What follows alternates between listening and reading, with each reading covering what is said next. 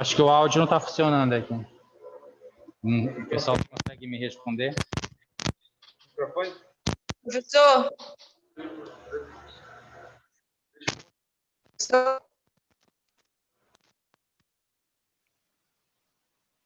Professor?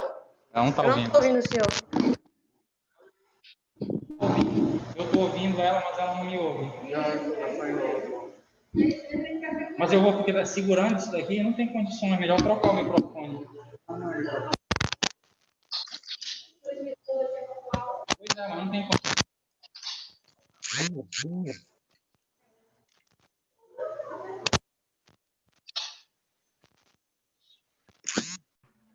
Pronto, então vamos lá.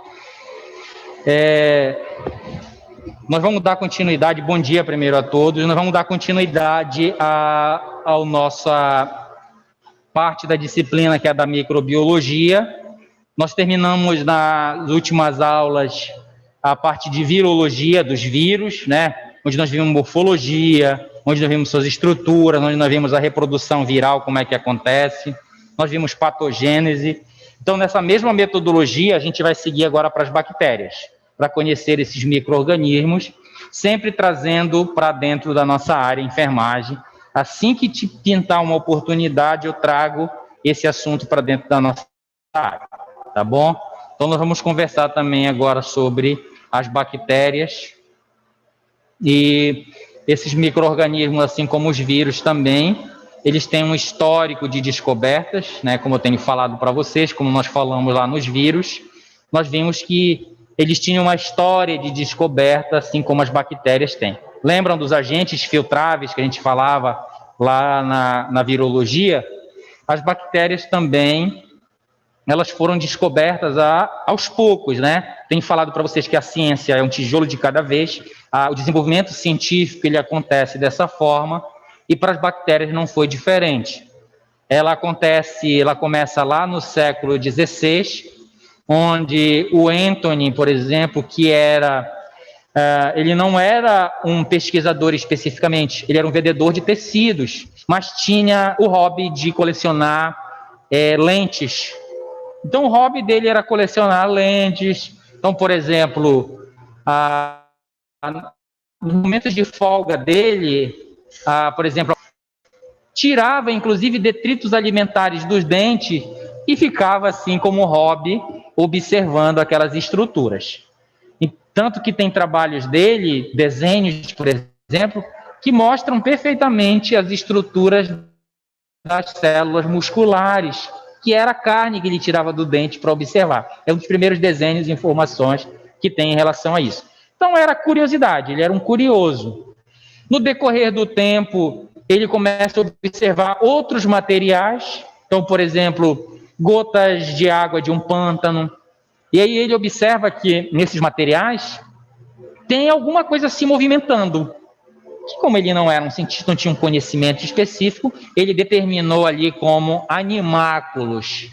Ou seja, seres que estavam se movimentando que ele não sabia o que era. Nessa época, a microbiologia ainda não estava desenvolvida, ela estava nos seus primórdios, né? Hoje não. Hoje nós falamos de micro-organismo, hoje nós vamos ver as estruturas desse micro-organismo, na verdade já temos visto, né? Hoje eu sei que um vírus tem capsídeo, tem material genético, tem cápsula. Isso tudo é moderno, isso tudo foi desenvolvido aos poucos, como a gente está relatando aqui para vocês. Então também foi assim que eles começaram a observar. Ele observou essas coisas, mas não sabia determinar ainda o que era. No decorrer do tempo, aqui já no século XIX, né, Robert Koch, ele pega, né, essas informações anteriores, estudioso já, e começa a determinar o que seriam esses animáculos, né? Que são esses seres? Então começa a desenvolver, e aí começa, lógico, nessa época, eu já tenho microscópio sendo desenvolvido, eu já tenho lentes polidas que agora eu consigo amplificar aquela amostra que eu estou observando grandemente. E o Robert Koch, lá no século XIX, ele começa também a analisar diversos materiais. Ele consegue, lógico, observar o que acontece ao redor dele, que é o que eu peço para vocês, que sejam curiosos, né? Ele olhava e via, por exemplo, que animais eram acometidas por determinadas infecções. E aí ele pega materiais dessas infecções, como, por exemplo, do carbúnculo, que dá em animais, retira o pus, a secreção, e começa a analisar. E aí ele começa a identificar que tinha seres microscópios causando essas infecções. Então, ele descobre, lógico, no decorrer do tempo, que são micro-organismos que estavam causando aquelas infecções. Então, agentes microscópicos causando os processos infecciosos. Isso ele descobriu em animais e depois ele extrapola para os seres humanos e descobre que, por exemplo, que é micro-organismo que está envolvido causando carbúnculos e tuberculose. E determina ainda qual é o micro-organismo que causa a tuberculose, que no caso aqui é o micobactério tuberculose, tá? Ele observa muito isso em animais, os animais também têm tuberculose, os animais também têm carbúnculo, tá? E depois ele extrapola isso para os seres humanos. Quando ele determina que a tuberculose é causada por micobactéria tuberculose, no caso em humanos, ele ganha o Prêmio Nobel de Medicina lá em 1905. Então veja que a gente está saindo do zero, né, de um conhecimento que não se sabia, determina que esses animáculos são micro-organismos e agora determina-se que eles são responsáveis por causar determinadas infecções, como no caso aqui do carbúnculo e da tuberculose, né? Esse aqui é o microscópio, bem o inicial, né? Aqui eu tenho a minha lâmina, era aqui que eu colocava a minha lente, o meu material ficava aqui nesta posição, e olha como era que eu usava para visualizar. né? Colocava bem próximo aqui para poder visualizar. Hoje em dia isso não é mais concebível, que se eu coloco uma amostra contendo um micro-organismo patogênico, esse cidadão aqui correria sério risco para se contaminar, né? Olha aí a nossa área se fazendo presente já aqui nesse início, né? Hoje eu tomo cuidado. Hoje, como eu conheço o micro-organismo, hoje, como eu sei que eles causam processos infecciosos, eu tomo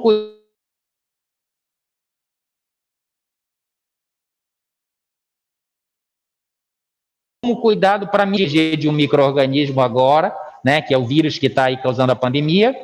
No nosso ambiente de trabalho, eu uso luvas e máscara e qualquer outro tipo de proteção avental para não me contaminar e não contaminar o meu cliente, o meu paciente, né? Então, isso aqui era feito na época em que eu não tinha um conhecimento mais amplo. Hoje em dia, eu não faria mais isso daqui, porque eu sei que os micro-organismos são capazes de causar processos infecciosos.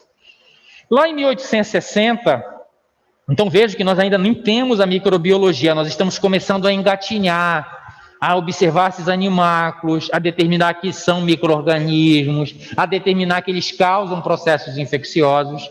Aqui em 1860, o Pasteur, que é considerado o pai da microbiologia, ele identifica, né, ele já tem esse conhecimento prévio e agora ele acrescenta mais informações. Na verdade, não é uma única informação. Pasteur, ele tem uma grande representatividade, suas várias contribuições que ele deixou dentro da área. Então, uma das coisas que ele fazia, então não podemos esquecer que nessa época eles viviam ali no meio da aristocracia, eles serviam aos reis, serviam aos poderosos da época, e muitas das coisas eram utilizadas para resolver problemas cotidianos. Então, por exemplo, a minha adega de vinhos, eu sou um aristocrata, tinha a minha adega de vinho, e eu percebia que quando o meu vinho ficava muito tempo lá, ele azedava, tornava-se vinagre. Era um problema para a época, né? A Pasteur, ele observa que o que pode estar sendo acometido, ocasionando essa, vamos dizer assim, deteriorização do alimento, podia ser micro-organismo. E aí começa a estudar e a verificar. Então, ele já sabia nessa época que micro-organismos faziam fermentação, ou seja, transformavam determinada molécula, determinada substância em outra. Então, por exemplo, quando eu engarrafava o vinho, era suco de uva que eu estava colocando lá. Mas o micro-organismo que estava presente lá transformava aquela substância, os carboidratos do vinho, em outra substância, que era o ácido acético, transformando em vinagre. Então, ele já mostra nessa época que os micro-organismos, eles são capazes de causar fermentação. E ele determina que o que estava causando isso era os micro-organismos. Ele fez um experimento que hoje parece simples, mas que na época era uma revolução, você montar um experimento científico e conseguir comprovar. Então, o que foi que ele fez aqui, ó? Ele verificava, assim como nós verificamos no nosso dia a dia, que quando eu deixo, por exemplo, uma panela com alimentos, um caldo de carne, por exemplo, esqueci em cima do meu fogão 2 dias, o que vai acontecer? Ele apodrece, né? E vai ficar apodrecido. Quem é que causa essa deteriorização desse alimento? Micro-organismo. Eu fervi a carne, o caldo inicialmente está estéril, mas a panela ficou aberta. Micro-organismos do ambiente vão cair ali. É eles que vão, no decorrer, e promover o que a gente chama de apodrecimento daquele material. Então, ele já sabia disso. Observação do ambiente, observação do cotidiano. Então, ele fez essa experimentação. Ó. Ele pegou um caldo, por exemplo, uma substância nutritiva, e aqueceu. Ó. Só que ele aqueceu dentro de um frasco que a gente chama de frasco de pescoço de cisne. É um equipamento que a gente usa em laboratório, tá? Então ele colocou o caldo aqui dentro, aqueceu. O que aconteceu com os micro-organismos que estavam no caldo? Morreram, concorda comigo? Depois ele deixou lá no ambiente 2, 3, 4 dias. O que aconteceu? O caldo não apodreceu. Ó, até no final não tinha a presença de micro-organismos como as bactérias, por exemplo. Por que que não tinha? Porque as bactérias do ambiente não tem como entrar por esse bico aqui, ó, de cisne e cair aqui no caldo. Diferente da nossa panela, que fica aberta ali, os micro-organismos caem com facilidade. Então, com esse experimento, o que é que ele determina? Que quem causa a deterioração dos alimentos são micro-organismos.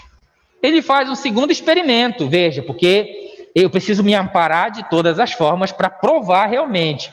Um experimento científico representativo é aquele que realmente não deixa dúvidas, ele se cerca de todas as possibilidades para, quando eu afirmar aquilo, ser representativo da verdade. Ele faz o segundo experimento, olha o que ele fez. Aqueceu o caldo nutritivo dentro do frasco, pescoço de cisne. Agora, o que foi que ele fez após esterilizar? Quebrou. Agora eu pergunto, tem como o micro-organismo cair diretamente aqui no caldo? E foi o que aconteceu. Olha aí o que ele verifica depois de 2, 3, 4 dias. A presença de um micro-organismo. Então ele reforça que quem está causando a deterioração do alimento é o micro-organismo. Ele faz o terceiro experimento para mostrar que este micro-organismo vem do ambiente para deteriorar o alimento. Então vamos lá. Terceiro experimento, ele aquece no vidro, no balão pescoço de cisne, deixa algum tempo lá no ambiente, né? Nós vimos quando fica muito tempo lá no ambiente, quando tem o pescoço íntegro, ele não apresenta micro-organismo. Quando ele quebra, volta a apresentar. E aqui, depois de alguns dias, olha o que ele faz. Ele entorna o frasco e faz com que o caldo entre em contato com a extensão do pescoço de cisne. Os micro-organismos do ambiente, eles entram aqui, ó, mas eles não conseguem passar por esta curvatura. Eles acabam ficando depositados em um determinado ponto. Olha aí. Quando ele põe o caldo que está estéril em contato com essa região, ele acaba levando os micro-organismos aqui para dentro, acontecendo o apodrecimento ou deterioração do alimento. Então, com isso, ele determina duas coisas. Primeiro, que são os micro-organismos que estão causando a deterioração do alimento. E segundo, a fonte desses micro-organismos, que é a fonte ambiental. Tá? E aí, depois, ele continua os estudos e aí determina que esses micro-organismos presentes nos alimentos que estão causando a deterioração por diversos processos, dentre eles a fermentação. A fermentação nós utilizamos no nosso dia a dia, tá, pessoal? Este conhecimento microbiológico, a microbiologia, ela está presente no nosso dia a dia mais do que nós possamos imaginar.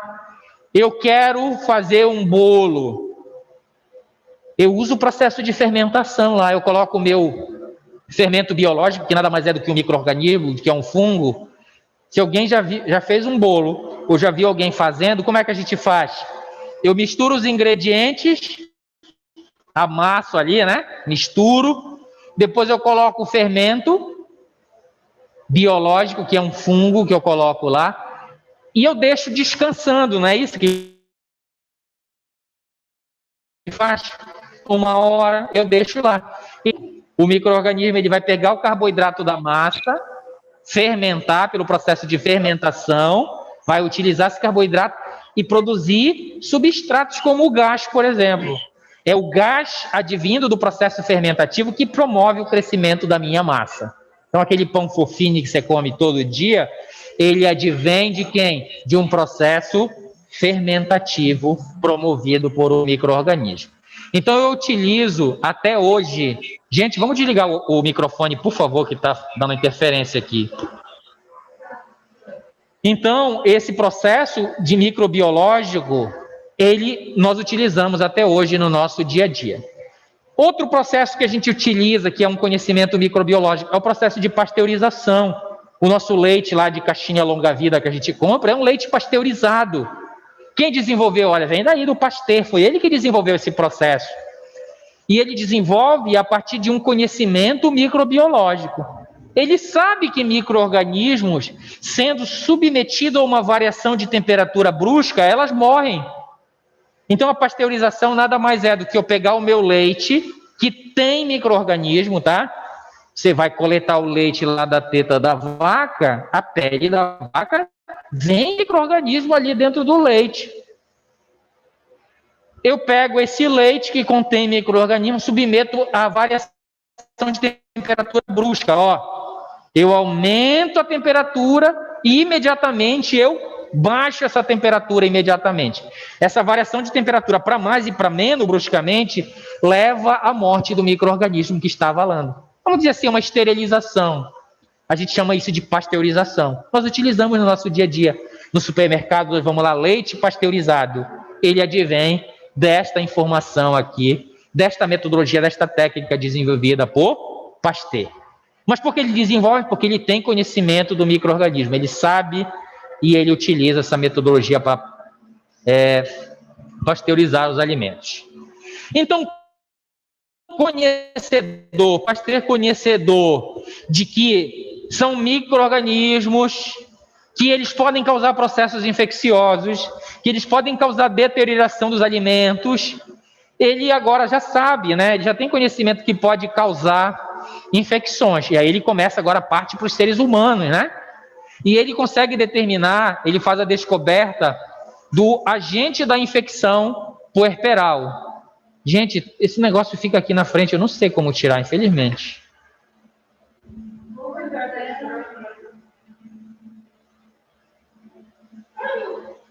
Não. Mas vai ficar aí, porque senão... Deixa eu ver se dá para mover aqui. Não. Mova esta janela para longe do aplicativo. Mas não dá para mover.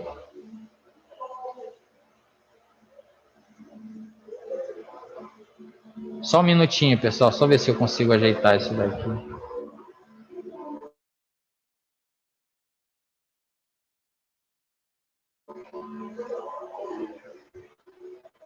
Tentar.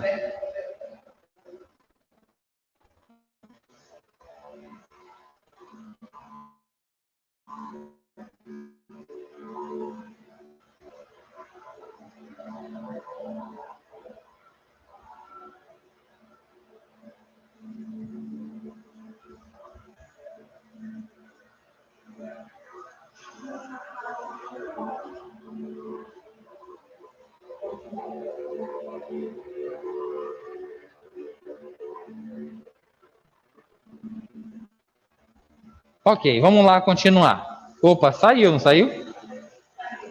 Então, Pasteur, ele descobre também o agente da infecção puerperal, que é uma das coisas que a gente vê muito dentro da nossa área de enfermagem, área de obstetrícia. Isso acontecia muito aqui nessa época aqui de 1960, nessa época que foi descoberta. Então, ele via, por exemplo, que tinha muita mortalidade como é que a gente chama as mulheres pós-parto? Puérperas, né? Muita infecção em puérpera. Aliás, muita morte, muita infecção. E aí a pergunta é, lógico, de uma pessoa que observa seu ambiente, é micro-organismo que está promovendo isso? E ele determina que realmente é o micro-organismo. O Streptococcus era o responsável por causar isso que a gente chamava de febre puerperal, infecção puerperal. E aí, lógico, que assim também que eu quero profissionais formados que tenham entendimento, que observem o ambiente e que promovam mudanças. Foi o que ele promoveu aqui.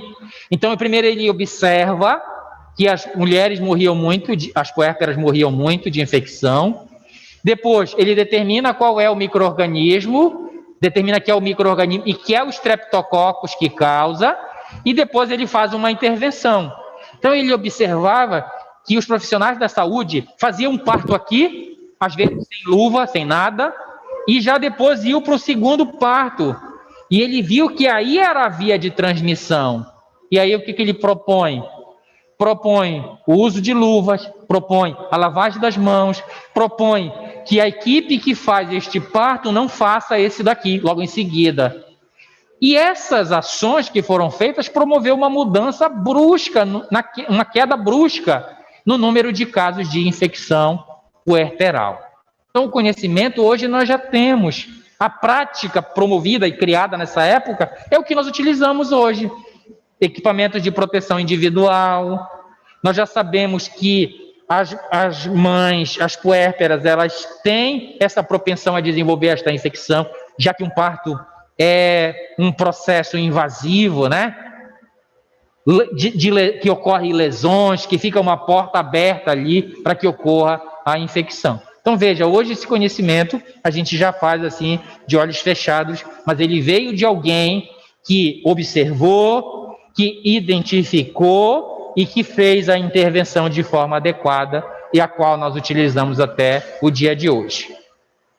Muitas das coisas que tem até no nosso dia de hoje, como por exemplo as vacinas, o protótipo dela foi desenvolvido lá atrás também por Pasteur. Ele fez o desenvolvimento de vacinas na época.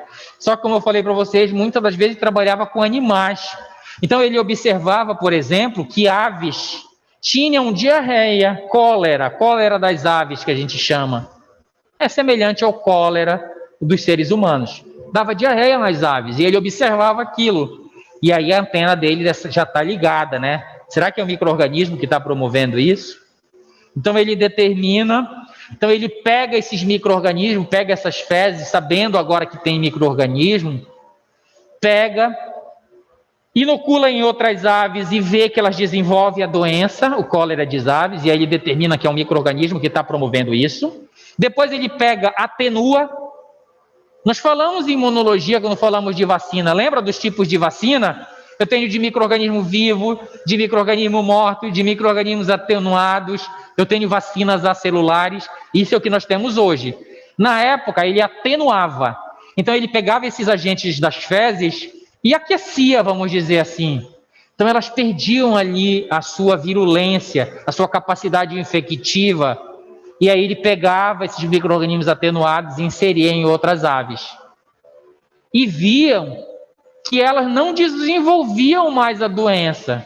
Nós não podemos esquecer, eu falei isso também na imunologia também, que outros seres vivos também têm sistemas imunológicos, tá, pessoal? Inclusive as aves. As aves têm o seu sistema imunológico. Não é igual ao nosso, né? Tem as suas células peculiares, mas tem células similares, por exemplo. O nosso linfócito B, ele foi descoberto em aves. Ela tem uma glândula chamada glândula de Búrcios, e lá foi identificado o linfócito B. E aí depois fomos olhar nos seres humanos e viu que nós tínhamos um linfócito, uma célula semelhante à das aves, tá? Então elas têm um sistema imunológico. Quando o Pasteur inoculava esses micro-organismos atenuados, elas acabavam desenvolvendo imunidade contra aquele micro-organismo e passavam a não desenvolver infecção. Então estou vendo que muito do conhecimento que nós temos hoje foi construído lá atrás. É por isso que eu gosto de falar um pouco dessa história, de como se desenvolve esta microbiologia. E agora nós vamos passar dessa história, vamos passar de descobertas em animais, né, desse conhecimento que foi desenvolvido, nós vamos passar agora para os seres humanos.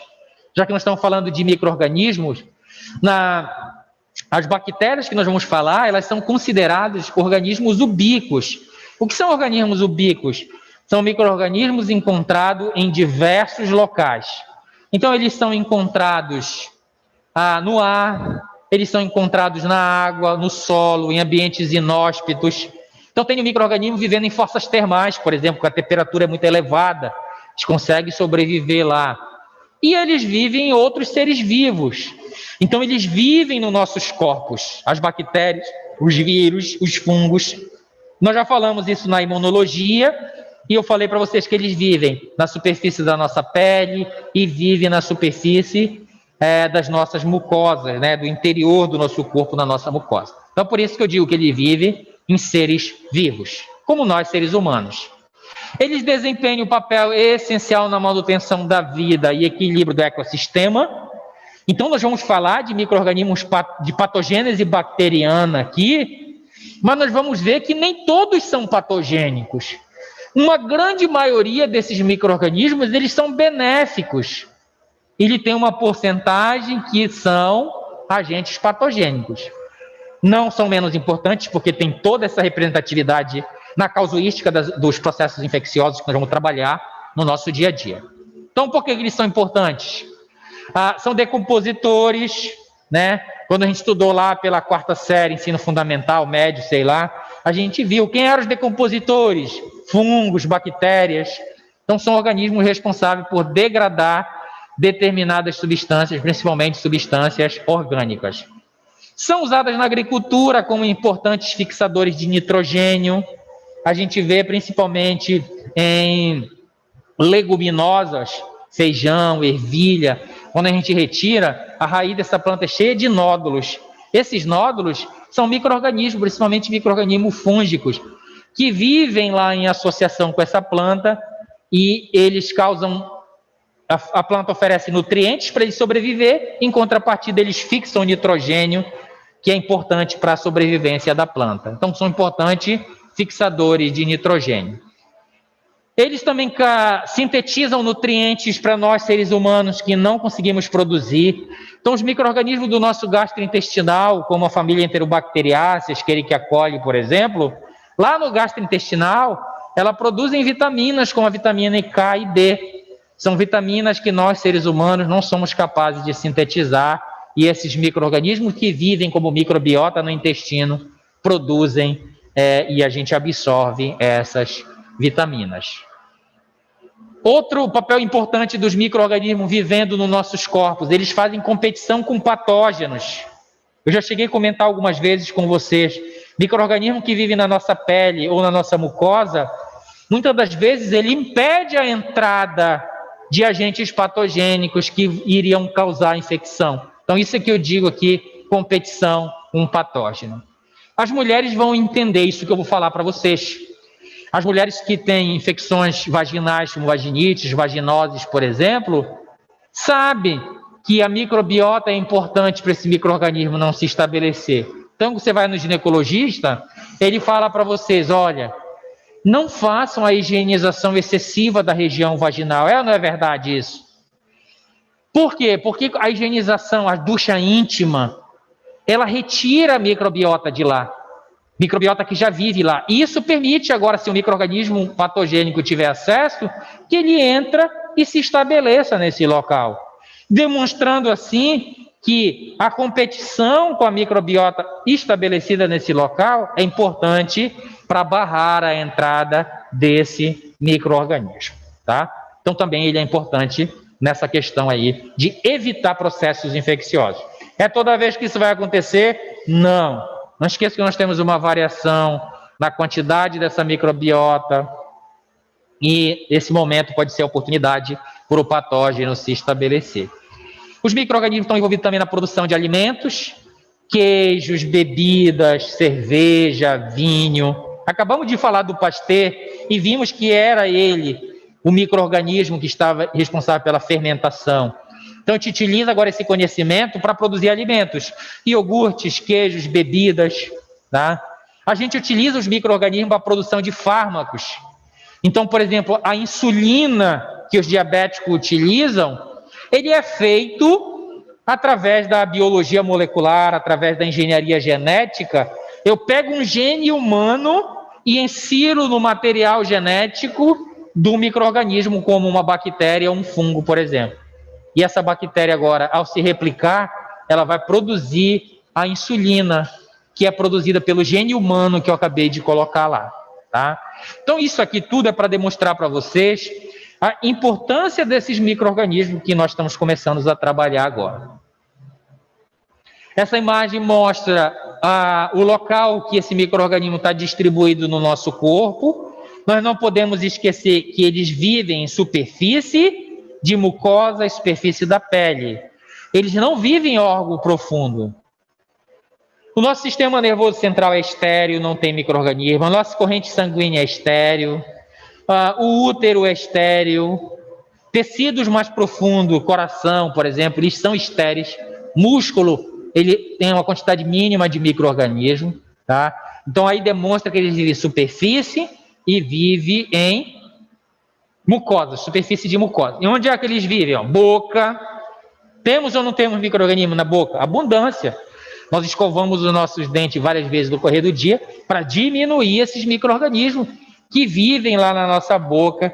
E se nós não diminuirmos a sua quantidade, a gente vai ter aquela repercussão não tão satisfatória que é o mau hálito.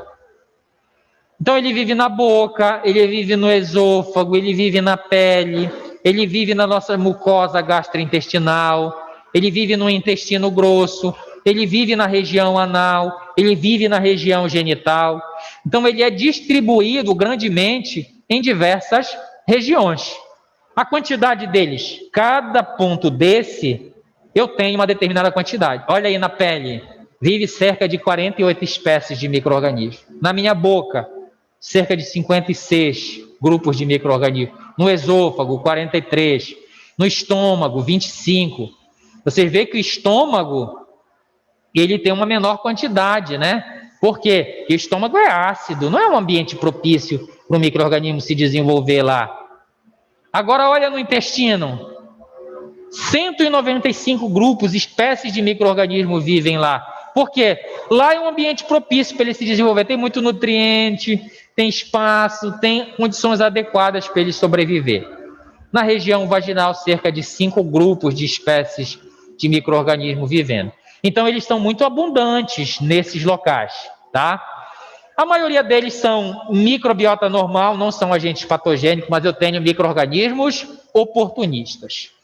Vamos olhar aqui para esses locais que eles vivem e vamos tentar identificar micro-organismos que são potencialmente patogênicos. Na boca, nós temos micro-organismos que vivem lá, mas que são potencialmente patogênicos, causando infecções como a cárie, por exemplo. Já pensaram nisso? A longo prazo, se esse micro-organismo permanecer lá por muito tempo, em grande quantidade, ele vai causar uma infecção, que é a cárie. No esôfago, vive também microbiota. Candida albicans, por exemplo, vive na cavidade oral e vive no esôfago. Na década de 80, quando começou a surgir os primeiros casos de infecções por HIV aqui no Brasil, não tinha medicamento ainda, as pessoas acometidas por esse vírus, é o vírus da imunodeficiência, nós já falamos isso. A imunidade dele baixava de tal forma que o próprio micro-organismo da microbiota, como ele era oportunista, no caso a Candida albicans, passava a desenvolver. Então eu tinha uma esofagite aqui causada por Candida albicans. Estão entendendo? Então vive aqui também potencialmente patogênico. Na minha pele, vive micro-organismo potencialmente patogênico. Vive o Staphylococcus aureus, é um dos que vive na minha pele, por exemplo. Ele é um agente patogênico. Na minha mucosa, vamos aqui, o estômago, por exemplo. Hoje em dia, os especialistas já consideram o H. pylori como agente de microbiota, porque a maioria da população já tem. Quando é que eles tratam esse micro-organismo? Quando eu tenho lesão, eu tenho uma gastrite, aí eu trato, porque o H. pylori é o responsável por promover essas lesões também. É um micro-organismo, um dos poucos, que vivem na região ácida do estômago, causando infecção. Então, aqui na mucosa, é um que vive lá e que tem potencial de patogênese. No intestino, uma abundância, principalmente família Enterobacteriaceae, e dentre eles nós temos aqui a Escherichia coli, que normalmente não causa infecção aí no intestino, mas se ela for levada para outro lugar, ela vai causar infecção com certeza. A Escherichia coli, que vive nas fezes, no gastrointestinal, no intestino, ela causa pneumonia, ela causa infecção em ferida cirúrgica, ela causa infecção na corrente sanguínea. Ela saiu desse local, ela tem uma potencialidade imensa. Então, no gastrointestinal, ela é microbiota, mas foi retirada, foi vinculada para outro local, ela passa a expressar os seus fatores de virulência, que nós vamos ver o que é uma virulência, né, no decorrer da aula. Ela passa a causar infecção. Na região anal, vamos considerar aqui o gastrointestinal. Na região genital, a gente tem a Candida albicans vivendo lá também, podendo causar as infecções genitais. Tem uma candidíase. É mais recorrente eu ter uma candidíase vaginal do que uma candidíase oral, né? Depende. Em crianças acomete candidíase oral, é comum isso daqui. Nas mulheres sexualmente ativas, as vaginites causadas por Candida albicans também são muito comuns. Gente, qual é a representatividade disso dentro da nossa área? Porque é importante eu saber que determinado local tem micro-organismo, determinado local não tem. Porque é importante eu saber quem vive aqui e quem é potencial agente patogênico. Porque no meu dia a dia, dentro da minha área de trabalho, Eu vou manipular este sistema aqui. Eu vou veicular micro-organismos de um local para outro. Então vamos lá. Eu vou passar aqui o meu paciente não consegue respirar. Eu vou fazer uma intubação. Entende que é uma intubação? Eu coloco um tubo que fica lá na bifurcação do pulmão e agora um respirador mecânico vai fazer as vezes do pulmão. O paciente está com uma insuficiência respiratória. Se eu não fizer uma intervenção, ele vai morrer. Eu pego um tubo, coloco lá e agora um ventilador mecânico vai fazer as vezes do pulmão. Tá certo? Vocês vão ver muito isso dentro da área de vocês, principalmente em unidade de terapia intensiva. A minha pergunta para vocês: o paciente está com insuficiência respiratória, eu vou ter tempo de fazer a higienização da boca dele para poder colocar aquele tubo ali? Não, isso é emergência. O ideal seria isso, tá, pessoal? Se eu pudesse fazer isso, seria o ideal. E muitas das vezes em intubação eletiva eu faço. Então o paciente começou a cansar, aí eu digo, olha, esse paciente nós vamos intubar ele daqui a pouco. Aí eu vou lá, faço a higienização da boca para diminuir a microbiota, para evitar que agora, quando eu fizer esse procedimento que é invasivo, eu carregue o micro-organismo da boca e leve ele para o pulmão. Vocês estão vendo como é importante isso aqui? Porque quando eu for entubar ele, eu acabo levando o micro-organismo da microbiota, e se eu levar um micro-organismo potencialmente patogênico, daqui a pouco ele vai ter uma pneumonia. Cândida albicans causa pneumonia, causa. E ela vive onde? Na minha cavidade oral. Se eu levar ela para o pulmão, eu deixo ela agora no ambiente estéreo, né, que é o pulmão, ela vai se desenvolver e passar a causar infecção. Estão entendendo isso? Vamos lá, um outro procedimento invasivo que eu posso carrear o micro-organismo. Vamos aqui para a região genital. A região genital, eu posso fazer uma sondagem vesical? Posso. É um procedimento invasivo? É. Eu posso levar a Cândida albicans para a bexiga urinária? Posso. Ela também causa infecção urinária. Imagina que esse meu paciente aqui, ele é um paciente acamado, e que tem fezes, né? Ele não consegue evacuar vai evacuar na fralda. Fezes vai ter contato com a região vaginal. Eu tomo todos os cuidados, né? A equipe de enfermagem toma, ela higieniza. Antes de eu sondar, eu faço todo um procedimento de esterilização, de limpeza. Mas eu tenho como limpar dentro da uretra? Não tenho. Eu te pergunto, se essas fezes tiver caído dentro da uretra, agora, quando eu for fazer a sondagem, e quem é que está nas fezes que eu falei para vocês? A Escherichia coli. Agora, quando eu for passar essa sonda,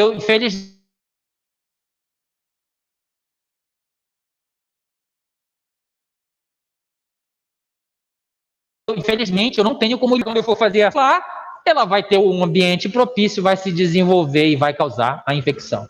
Então é isso que eu quero que vocês olhem com carinho, é olhar que esses micro-organismos vivem na nossa pele, nas nossas mucosas, e que os procedimentos invasivos que eu farei no meu dia a dia de trabalho, eles promoverão o carregamento desse micro-organismo e consequente infecção, tá bom? Então é só para exemplificar aqui para vocês. Agora nós vamos entrar para conhecer esse grupo de micro-organismos que são as bactérias. Vamos ver a sua morfologia e as suas estruturas. Quer perguntar alguma coisa? O HPV. Oi? O HPV. O que aqui tem? O HPV é vírus, né? Nós já falamos dos vírus. O que é que você quer saber em relação a ele? Não, mas o HPV, ele não é um micro-organismo da microbiota. Então, ele não vive na região vaginal. Ninguém tem HPV na região vaginal. Ele é levado para lá. Não é à toa que o HPV, ele é transmitido através de... Ele é uma infecção sexualmente transmissível. É lógico que eu vou carrear. Como é que eu vou carrear? Normalmente através de ato sexual desprotegido. Então, por exemplo, o homem já tem o HPV na região peniana. Para o homem, inicialmente, ele não causa grande problema, a repercussão maior é para as mulheres. Então, quando o ato sexual em si, ele acaba levando o HPV para lá. O HPV, dependendo da espécie, ele vai se instalar no colo do útero. E lá no colo do útero, nós vimos que vírus, ele é intracelular obrigatório. Ele vai entrar nas células do colo do útero, ele vai se desenvolver. E ele tem uma capacidade de promover a mudança, ele pode inserir, lembra que eu falei de reprodução do vírus? O HPV, ele insere o seu material genético no material genético da célula hospedeira, no caso das células do colo do útero. E essa mudança no material genético a longo prazo pode fazer com que esta célula perca a sua funcionalidade, inclusive a capacidade de conter a sua replicação.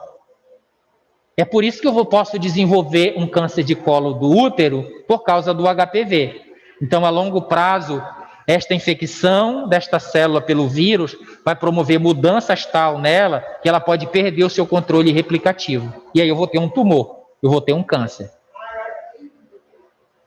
Tá certo? Então vejo que aí é um micro-organismo promovendo uma mudança num tecido, num órgão específico, causando uma infecção. Tá? Então nós vamos ver que os micro-organismos, qual é o dano que eles causam? Eles causam dano porque se estabelecem, porque causam dano tecidual e que vão levar à perda da funcionalidade daquele órgão. Tá bom? Então, o HPV, ele não é de microbiota. Mas, professor, nós vamos ficar de mãos atadas? Não, eu faço intervenções e nós já fazemos intervenções atualmente. Quais são as intervenções que a gente faz para evitar o HPV?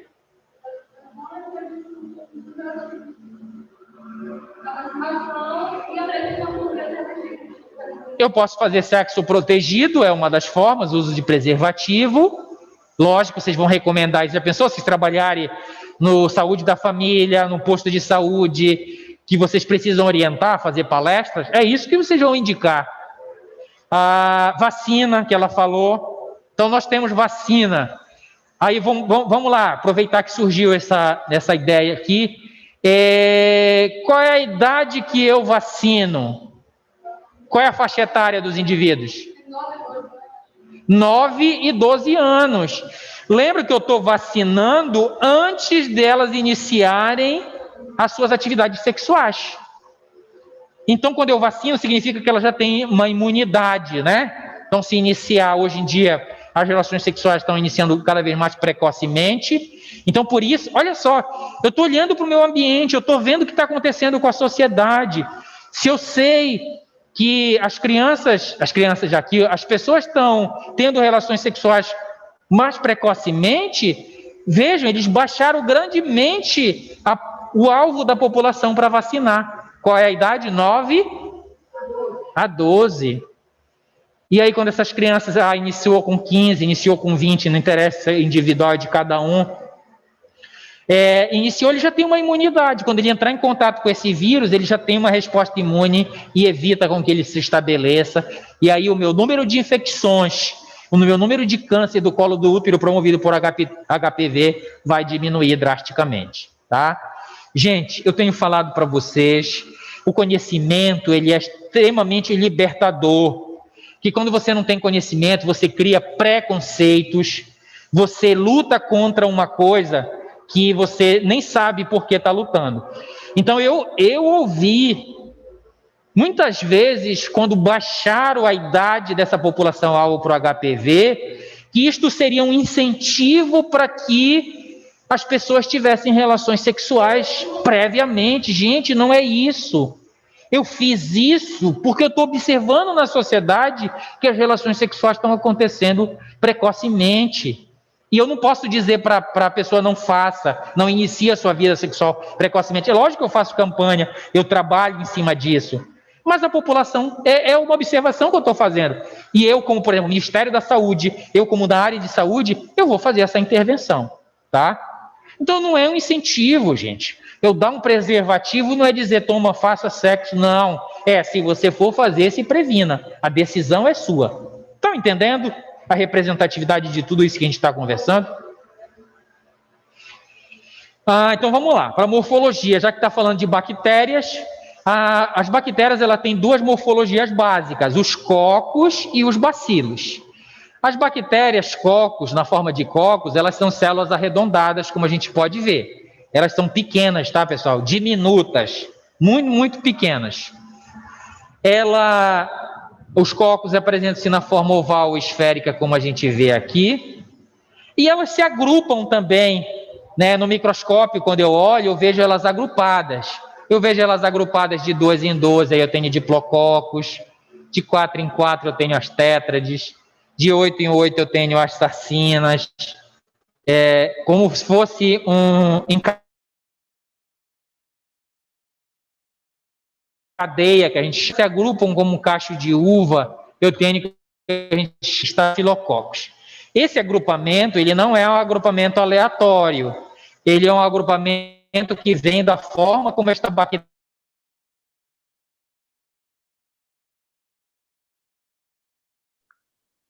Tá falhando, é só para mim? se divide. Então vamos lá. Olha, eu tenho aqui os diplococos, tá? 4 significa que ela divide, ó, esse coco dividido em 2 planos, ó, um plano, 2 planos, e aí ela vai formar 4 células.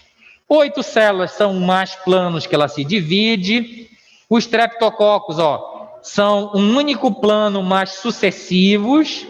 E o estafilococos também, ela faz divisão em diversos planos. Então é por isso que eu falo desse arranjo que deve-se ao plano de divisão. Isso o pessoal da microbiologia, o biomédico, ele utiliza muito para fazer o diagnóstico. Então ele olha lá, vamos dizer, suspeito que eu estou com uma infecção urinária. Você solicita uma cultura de urina. Uma das análises que o biomédico faz é olhar o que tem nessa urina. Aí ele olha lá e vê, olha, tem cocos. Aí ele faz uma coloração e vê se ela é gram positivo ou gram negativo. Ó. Se ela fica roxo assim, ó, significa que ela é gram positiva. Então ele vê lá, olha, o que tem na urina são células em forma de cocos, células pequenas em forma de cocos, gram positivas. E aí ele vê o tipo de arranjo, ó. Se ele vê que é o arranjo da forma Staphylococcus, pode ser, por exemplo, o Staphylococcus aureus, ó, tá vendo aqui, ó? Então, o gênero Staphylococcus, ele se agrupa nesta forma. O gênero Streptococcus, ele se agrupa dessa forma. Os Diplococos, ó, ele pode ser também aqui o Streptococcus pneumoniae. Então, isso aqui é só para vocês terem uma ideia de como é que é utilizado para fazer o diagnóstico. O que interessa para nós aqui é a morfologia. Essas células bacterianas, elas são pequenas e são arredondadas. E quando eu aplico a coloração de gram, ela pode assumir 2 colorações, a gram positiva, que é roxa, e a gram negativa, que é rosa. Isso é a bactéria verdadeira, que nós veríamos lá na nossa lâmina se fosse por microscópio, tá? Então aqui eu tenho, ó, eu peguei uma colônia bacteriana do meio de cultura, fiz um esfregaço e apliquei esta coloração. Qual é a morfologia que vocês conseguem ver aqui? Olhar, por exemplo, se eu aglomerar o número de pessoas, eu consigo determinar a forma delas? Não. Mas quando eu separo elas, eu consigo. Então eu olho para células separadas, estão vendo essas células sozinhas aqui, ó?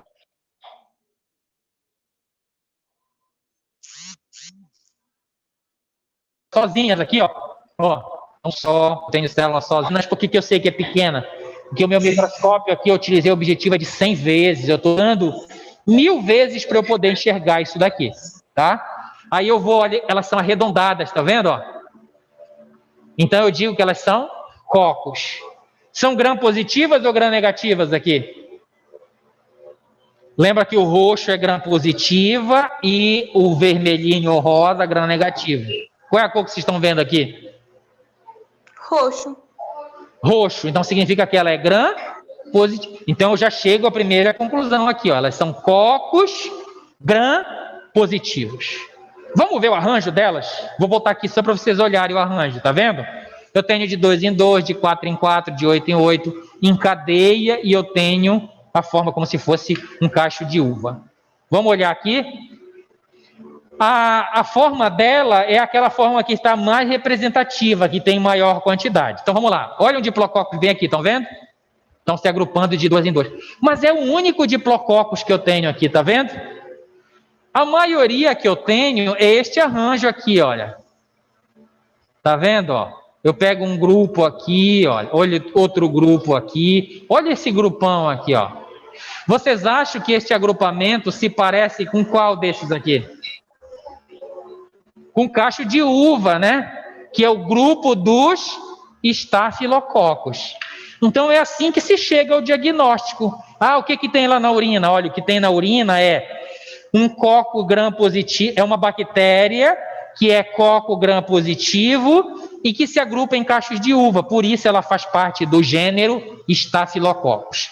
Eles vão fazer outro teste para determinar se é Staphylococcus aureus, epidermídeo, saprofítico, tá bom? Só para vocês terem uma ideia, que quando vocês solicitarem um exame, ele vai fazer toda esta análise, amparado aqui na forma e no arranjo bacteriano para poder determinar. Entenderam?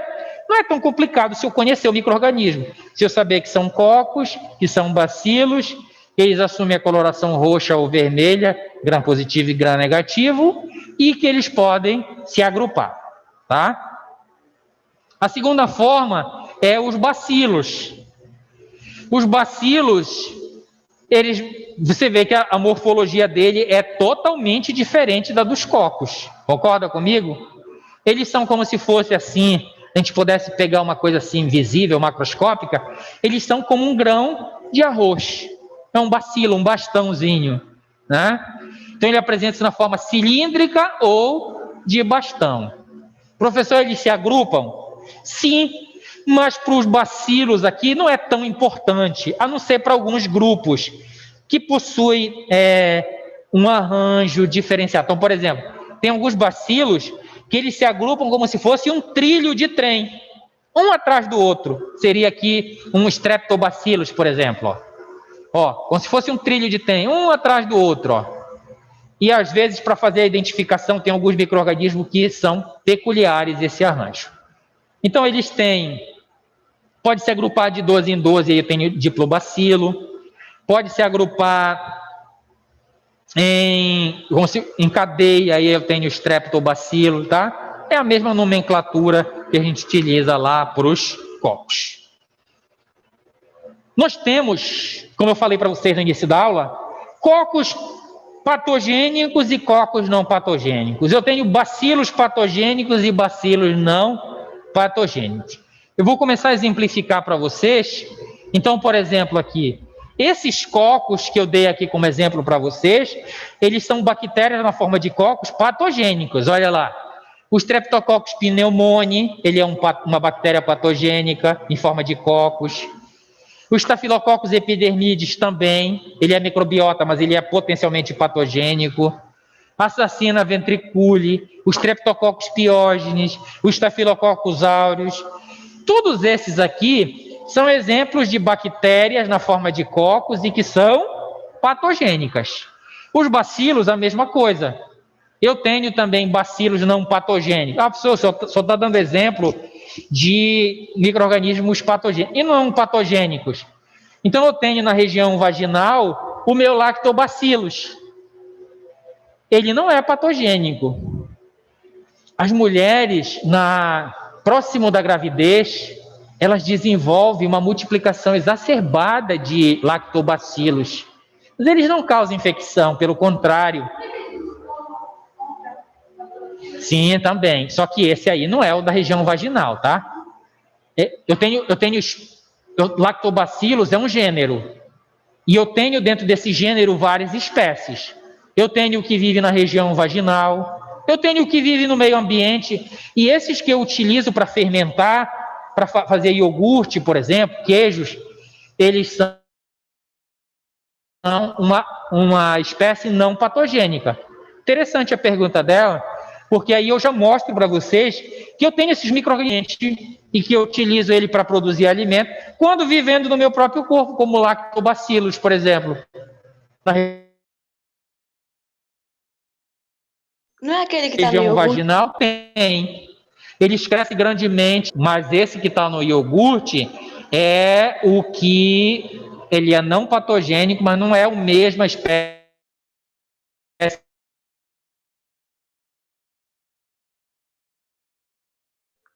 Não é a mesma espécie que vive na região vaginal, tá? Mas os dois, de bactérias não patogênicas, tá? Já viram uma criança nascer, ou já viram algum vídeo, alguma foto? A criança nasce com aquele, tipo um sebo na superfície do corpo. A região vaginal da parturiente, ela também é cheia de um sebo, que aquilo é lactobacillus. Para que eles se multiplicam nesse momento do parto e nesse momento da gravidez?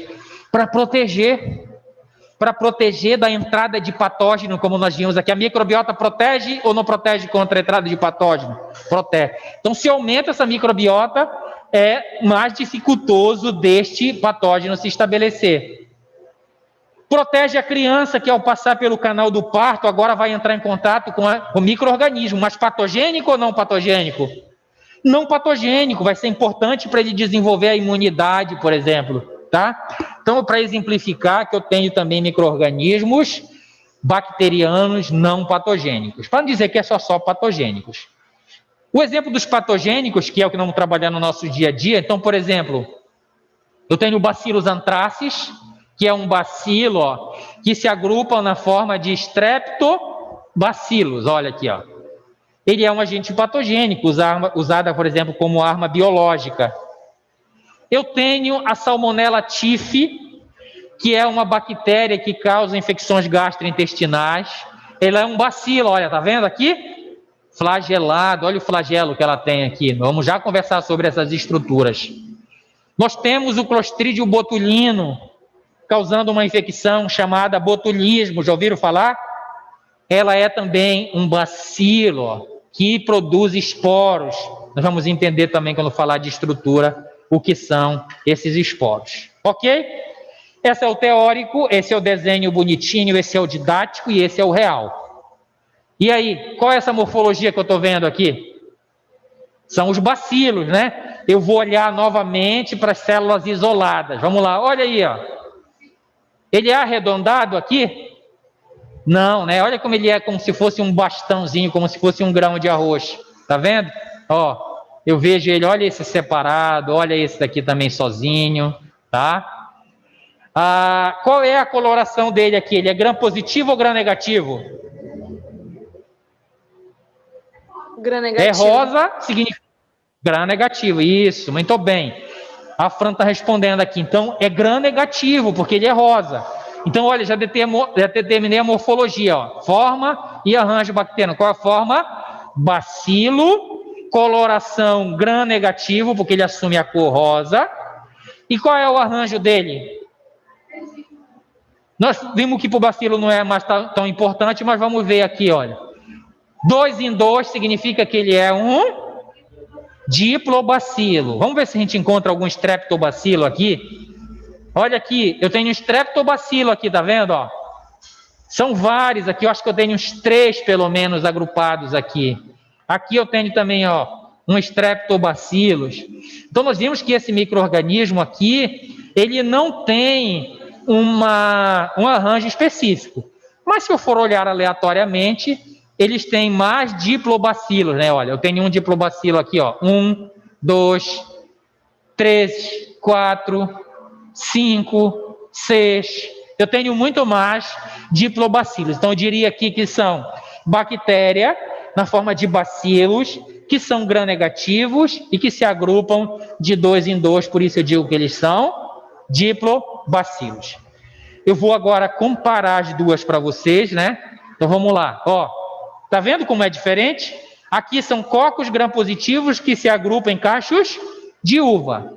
Vamos lá. Aqui são bacilos gram-negativos que se agrupam em 2 em 2, em diplobacilos. Tá vendo? Tem como confundir? Não, depois que eu treinar os meus olhos e conseguir.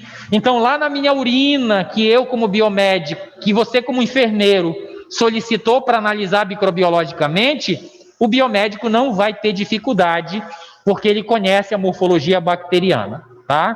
Qual a importância disso para vocês? É importante porque vocês não vão enxergar isso no dia a dia de vocês. Lá na ferida contaminada de vocês, vocês enxergam essa estrutura aqui? Não, não vão enxergar. O que é que vocês vão enxergar? Vocês vão enxergar a repercussão que este micro-organismo invisível, microscópico, está promovendo lá clinicamente no teu paciente. Então, está piorando a lesão, está promovendo repercussões clínicas como bacteremia, por exemplo, tá? Então, eu quero que vocês fiquem na cabeça de vocês, que vocês não enxergarão isto no dia a dia de vocês, mas vocês verão a repercussão que eles promoverão ao causar processos infecciosos, tá bom? Mas quando vocês olharem e ver esta minha ferida, não é assim que a gente fala dentro da área de vocês? A minha ferida está contaminada. Quando vocês usarem este termo, vocês estão se referindo a esses micro-organismos, que eles estão presentes lá, eles estão se multiplicando, eles estão causando problema lá na tua ferida operatória, na tua lesão de decúbito, enfim, qualquer coisa que você possa estar trabalhando lá. E isso a gente vai ver lá na patogênese, tá? Vamos lá recapitular um pouquinho. O vírus, nós vimos que ele é simples, né? Ele é um capsídeo envolvendo material genético e alguns têm um envoltório que a gente chama de envelope ou cápsula, tá bom? As bactérias, nós acabamos de ver, elas têm duas morfologias básicas, os cocos e os bacilos. Mas eu não posso deixar de falar para vocês que eu tenho outras bactérias que têm outras morfologias. Então, por exemplo, eu tenho os vibriões. Olha como é a morfologia do vibrião. Ele é mais comprido do que os bacilos, ele é meio curvado, né? É como se ele fosse uma vírgula, né? O nosso sinal de pontuação lá. Quem é o patógeno que apresenta esta morfologia? O Vibrio cholerae. É um micro-organismo bacteriano que causa infecções gastrointestinais severas e que possui essa morfologia de vibrião. Nós temos os espirilos também. Os espirilos, um representante dele é o H. pylori, aquele que nós vimos causando infecção lá do estômago, no gastrointestinal, né? Ele tem informação aqui, ó, esta morfologia, tem estruturas aqui, não falar que é os flagelos. Nós temos também bactérias que têm a forma de espiroquetas, ó. É como se ela fosse um espiral. Esse espiral do caderno de vocês, tá? Ele é espiralada. Um dos representantes é o treponema pálido, que causa sífilis. Então, eu estou mostrando isso para vocês, porque as bactérias, elas também possuem outras morfologias. Mas, professor, por que o senhor falou mais do cocos e bacilos? Porque esses são os mais representativos, tá?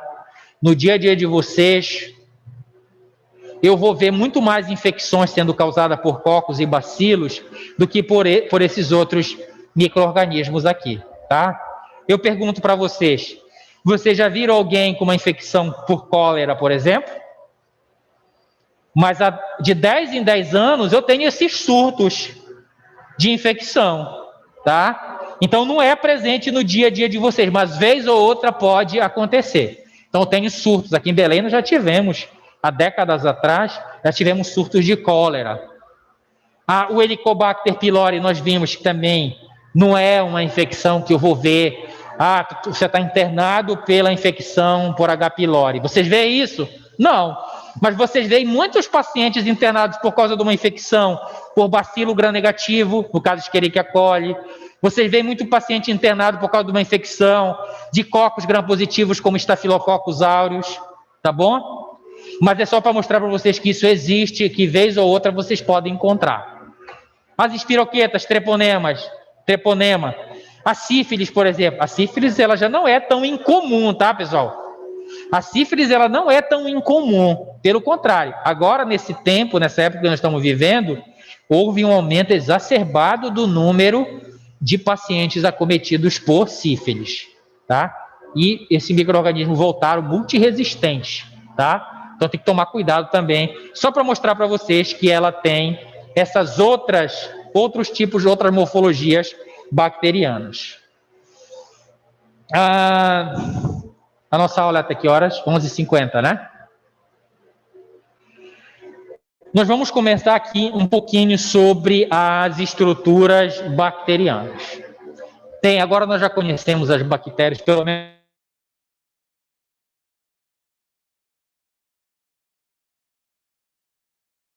conhecemos as bactérias, pelo menos morfologicamente. Agora nós vamos conversar isso aqui presente em todas as bactérias. Eu queria já deixar claro isso para vocês. Então, por exemplo, tem, mas outras têm. Então, esta imagem aqui, ela é uma imagem representativa do grupo das bactérias, tá? Então, algumas vão ter, outras não vão ter. Então, por exemplo, cocos, normalmente eles não têm flagelo, mas os bacilos normalmente têm. Mas nós precisamos conhecer essas estruturas todas. Por isso, considere este bacilo que a gente está falando, considere como uma bactéria modelo, tá? Que tem todas as estruturas que nós precisamos conversar aqui. Então, vamos começar. Primeiro, nós vamos conversar sobre os envoltórios celulares das bactérias. Nós temos 3, tá? Nós temos o mais externamente, que é esse vermelho aqui, que é a cápsula. Nós temos o intermediário, que é esse amarelo aqui, que é a parede celular. Nós temos o interno, que é a membrana plasmática. Então, nós temos 3 envoltórios bacterianos. Se nós compararmos com os vírus, quantos envoltórios os vírus tinham? Os acapsulados, 1, somente o capsídio, e os envelopados, 2, né? O capsídio mais a membrana que envolve ele, tá? É importante estudar também de forma comparativa, tá? É importante estudar de forma comparativa. Aqui nós vemos na bactéria que ela já tem 3 envoltórios. Professor, todas as bactérias possuem esses 3 envoltórios? Não. Algumas só têm membrana e parede, não tem cápsula, tá? Então, não necessariamente todas vão ter essas estruturas que nós vamos falar. Elas dentro do citoplasma aqui, né, que é os envoltórios, eles envolvem, formando aqui o citoplasma. Aqui eu tenho o citoplasma, onde vão estar os ribossomos, onde vai estar os plasmídios, onde vai estar o material genético, que agora, de forma comparativa, ele é diferente dos vírus, porque aqui eu já tenho um cromossomo bacteriano. A bactéria tem um único cromossomo, tá, pessoal?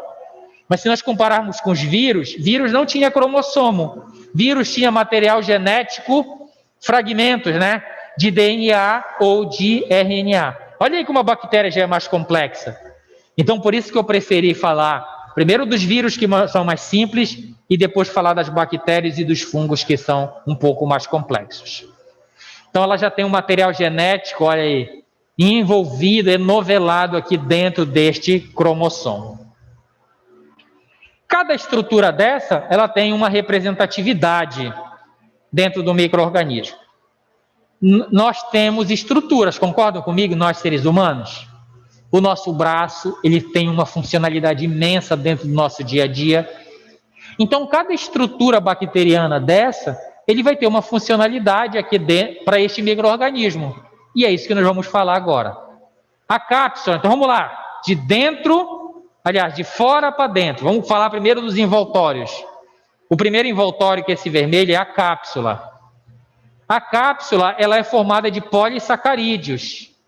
A cápsula, se eu pudesse pegar uma coisa do dia a dia para comparar, é como se ela fosse um gel, tá? Um gel que é distribuído aqui na superfície desse micro-organismo. Só que esse gel, ele é formado de polissacarídeos. Ele é uma substância gelatinosa, ó. E qual é a função dele? Adesão celular, ação antifagocitária, reserva de água e reserva de nutrientes. Então, para que é que esta bactéria tem cápsula? Porque esta estrutura permite com que ela sobreviva. Então, vamos lá para a adesão celular. Ela adere na parede do epitélio. Se esta bactéria for uma que causa diarreia, infecção gastrointestinal, ela vai se aderir lá no epitélio gastrointestinal. E eu pergunto, é com facilidade que ela vai ser retirada de lá? Não, ela está aderida. Então, quem tem cápsula tem mais capacidade de sobreviver naquele local, aderindo. Ela é capaz de burlar o sistema imunológico porque ela tem cápsula? Sim, ela tem ação antifagocitária. Ó. Então, as células do sistema imune que fagocitariam normalmente não vão conseguir fagocitar com facilidade. Isto já capacita ela a sobreviver mais. Imagina agora que ela é deixada num ambiente que tem pouco nutriente. Ela tem como sobreviver ou não? Tem. Ela tem reserva de água e tem reserva de nutriente aqui nesse gelzinho, né? Formada de polissacarídeos, que é a cápsula bacteriana.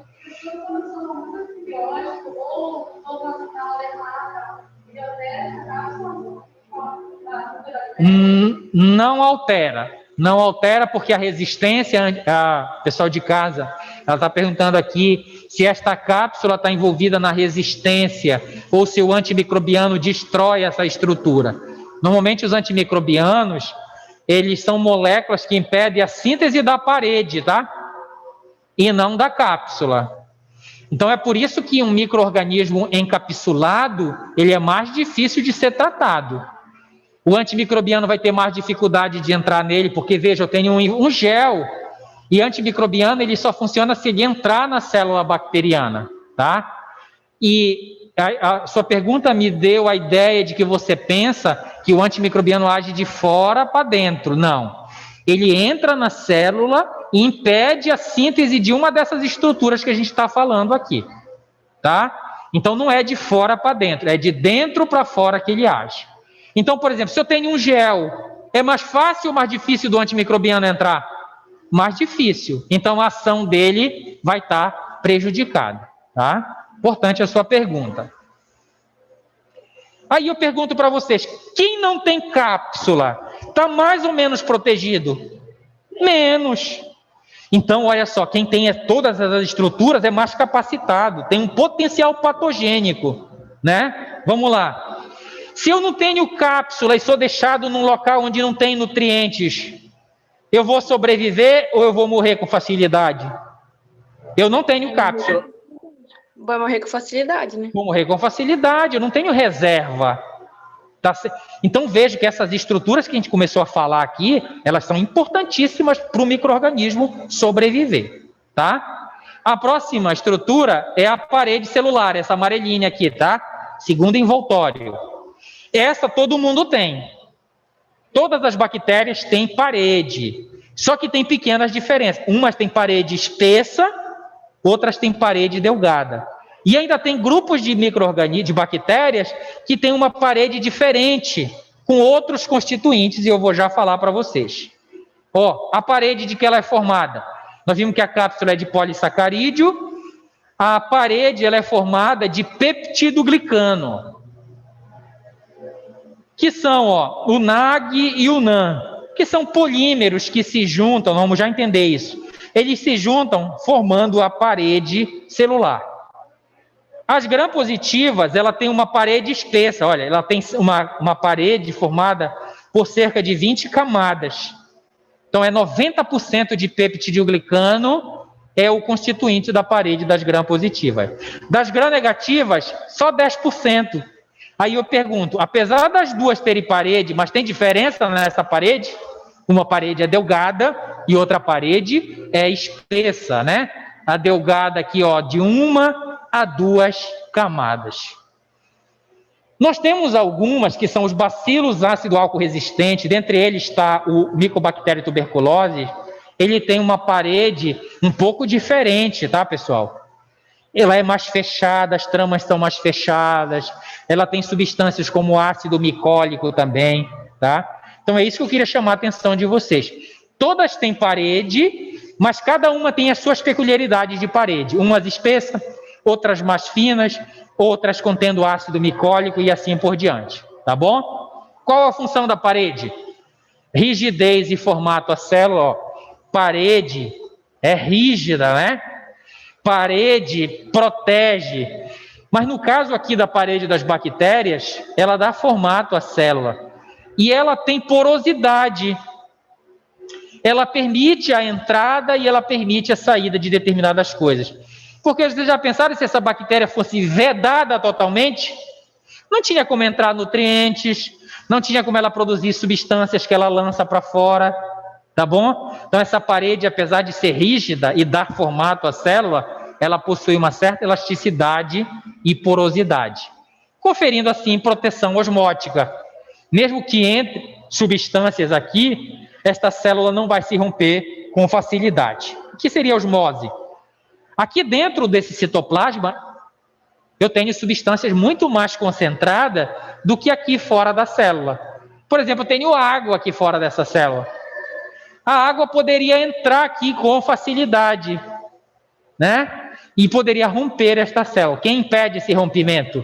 A parede celular, que confere o que a gente chama de proteção osmótica. Então já falamos de duas estruturas. A cápsula e já falamos da membrana, aliás, da parede celular. Olha aqui a parede celular. Isso aqui que é o peptidoglicano que eu falei para vocês, ó. O NAN e o NAG, ó.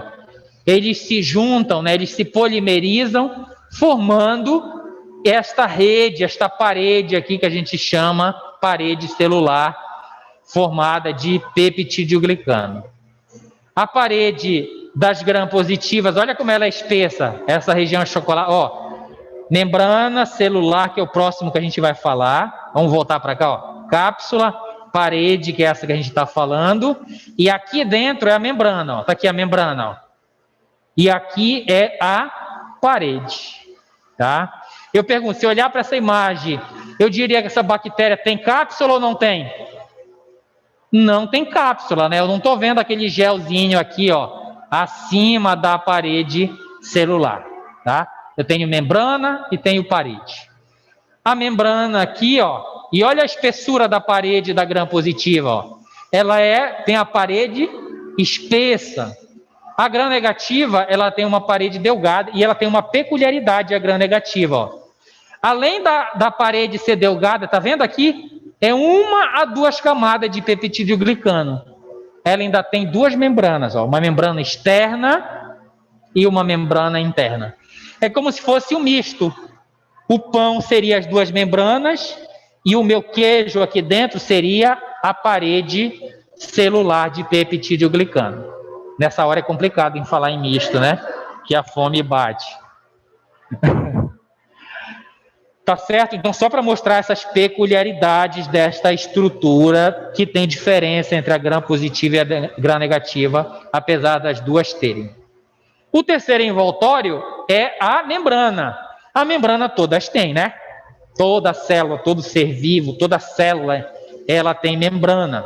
Nós vimos que os vírus não são células. Uma das coisas é que ele não tem membrana, ele tem capsídeo, que é aquele arcabouço proteico. A membrana, ela é uma bicamada fosfolipídica, igual a nossa membrana, tá, pessoal?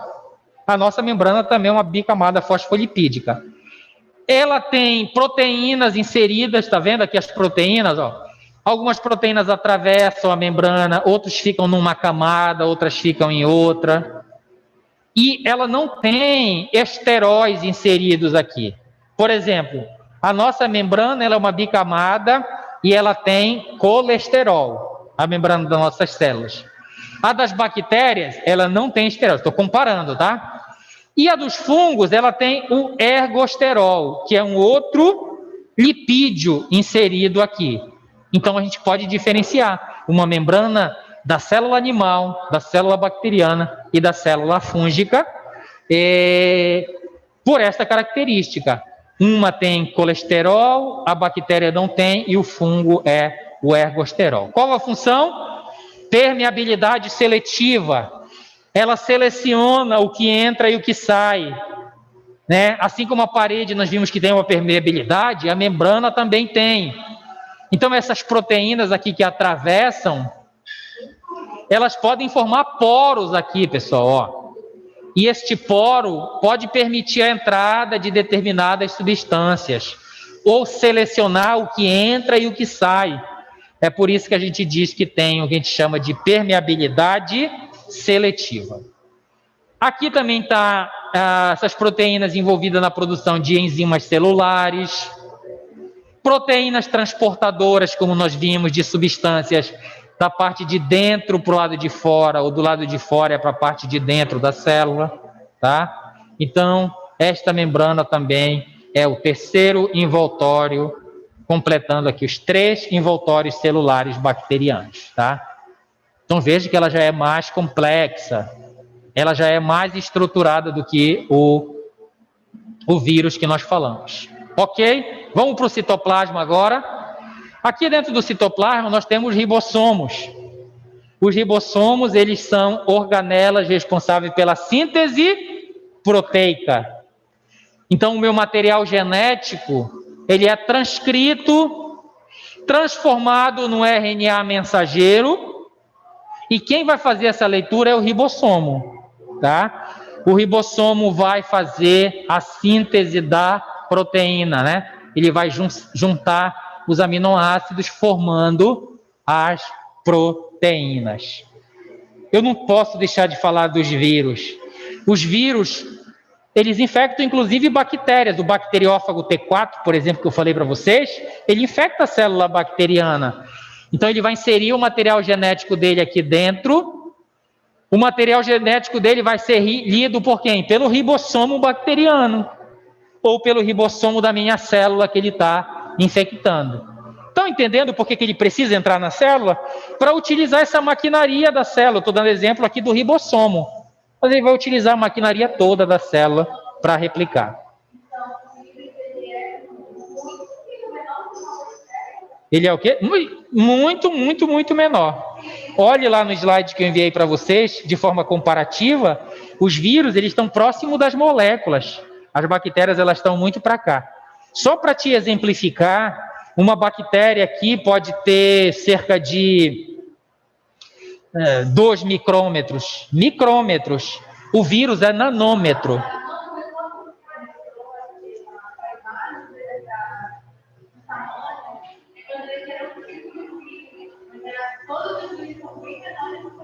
Sim, todos. Nós temos vírus grandes, tá? Por exemplo, tem o gigante vírus, mas ele é muito menor. Mesmo o grande é muito menor do que uma bactéria, tá bom? Ele é muito menor do que uma célula, porque ele sempre vai precisar entrar numa célula, porque sozinho ele não consegue se replicar. Isso é tão importante que se nós pensássemos em evolução, o que é evolução? Perdura, passa para a geração posterior aquilo que é favorável. Você acha que ele passaria para gerações posteriores? Não. Ele não teria como se replicar. Vocês estão entendendo? Dos dias de hoje.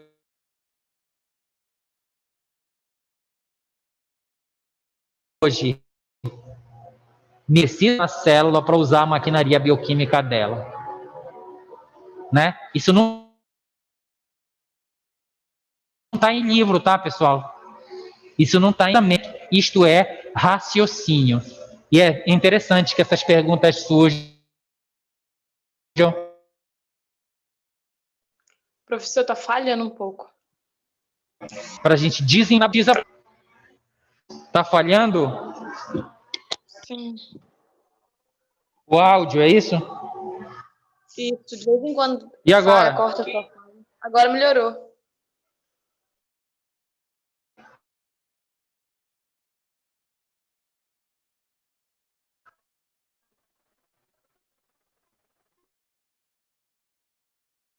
Olha lá, eu falei ainda há pouco que o antibiótico, o antimicrobiano, ele precisa estar dentro de quem?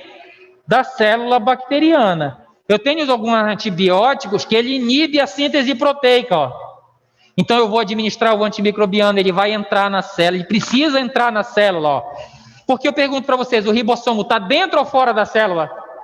Está dentro. Se eu usar um antimicrobiano que inibe a síntese proteica, aqui fora da célula ele não terá ação nenhuma.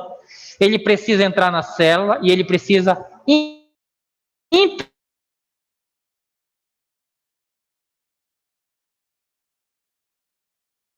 impedir com que porque esta célula só vai se manter viva e viável se eu mantiver continuamente a síntese desta proteína, tá? Então tem antimicrobiano que inibe a síntese proteica. Então a função deste ribossomo aqui é síntese proteica. Ainda no citoplasma da célula, nós temos um material genético extracromossomo que a gente chama de plasmídio. Então, além do cromossomo, algumas bactérias, são todas que têm? Não. Falei para vocês que determinadas estruturas, nem todas as bactérias têm. Mas algumas têm um material extra, material genético extra, que a gente chama de plasmídio. É um DNA circular extracromossômico. Ele está fora do cromossomo. Professor, quem não tem este plasmídio consegue sobreviver? Consegue. É uma informação extra. Quem tiver algo extra está mais capacitado. Quem não tem, vai sobreviver, mas está menos capacitado, tá? Ele confere vantagem seletiva. Por quê? Porque se ele precisar e não tiver, ele vai morrer. Então, uma das formas que ele precisa, eu preciso para me defender contra antimicrobianos, criar resistência. Se eu não tiver, o antimicrobiano vai me matar. Se eu tiver como me defender, eu vou usar essa minha arma. Por isso que eu digo aqui que é conferir vantagem seletiva. Armazenamento de informação genética adicional. Vocês vão convir comigo, se eu tenho um material genético a mais, eu tenho uma informação a mais. Codificação de resistência ao antimicrobiano, como eu falei para vocês.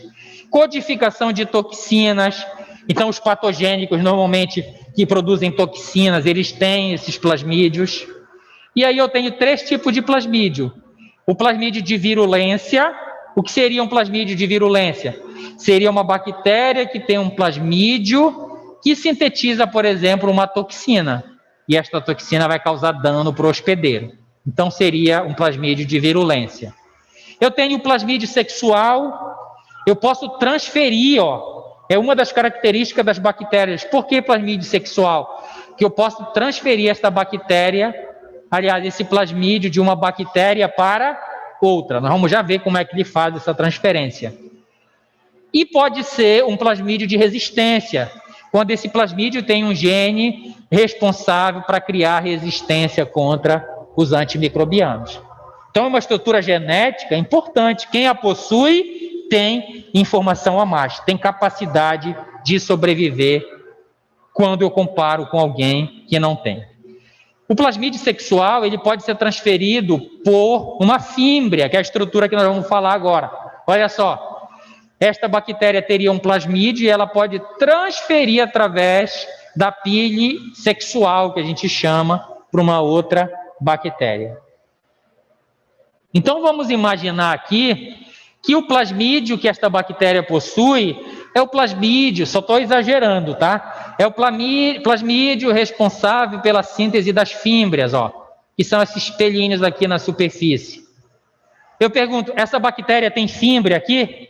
Ela tem esses pelinhos na superfície? Não. Não tem, porque provavelmente ela não tem informação genética para isso. Agora eu pergunto, se eu transferir este plasmídio para esta bactéria, ela pode? Ela não tinha. Agora ela recebeu doado. Agora ela pode apresentar. Isso que a gente chamaria de transferência, de conjugação genética bacteriana. Essa conjugação pode ser de resistência. Eu passei um plasmídio, essa bactéria não era resistente, esta que era. Ela transferiu o plasmídio de resistência para esta, agora pode tornar-se resistente. A gente ainda tem esta complicação, o que as bactérias elas podem conjugar. O professor deu um exemplo mais palpável disso. Era para eu usar antibiótico. Olha aqui para mim. Eu era para usar antibiótico 8 dias. Eu usei 3 dias, os meus sinais clínicos desapareceram e eu parei de tomar. Significa que morreu todos os agentes patogênicos? Não. Daqui a uma semana, um mês, eu tenho uma recidiva da infecção. Eu vou tomar um antibiótico. Tomei 2 dias de novo. Isso, a longo prazo, se a bactéria ela tiver resistência, ela pode passar para outras bactérias. E essas bactérias podem tornar-se resistentes. Tá? As superbactérias, elas são aquelas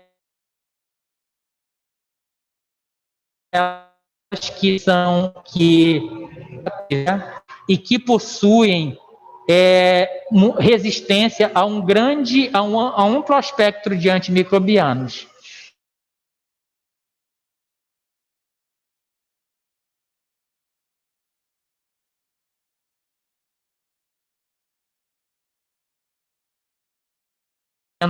Então, esse termo que a gente usa, bactéria comedora de carne, superbactéria, é um termo mais midiático.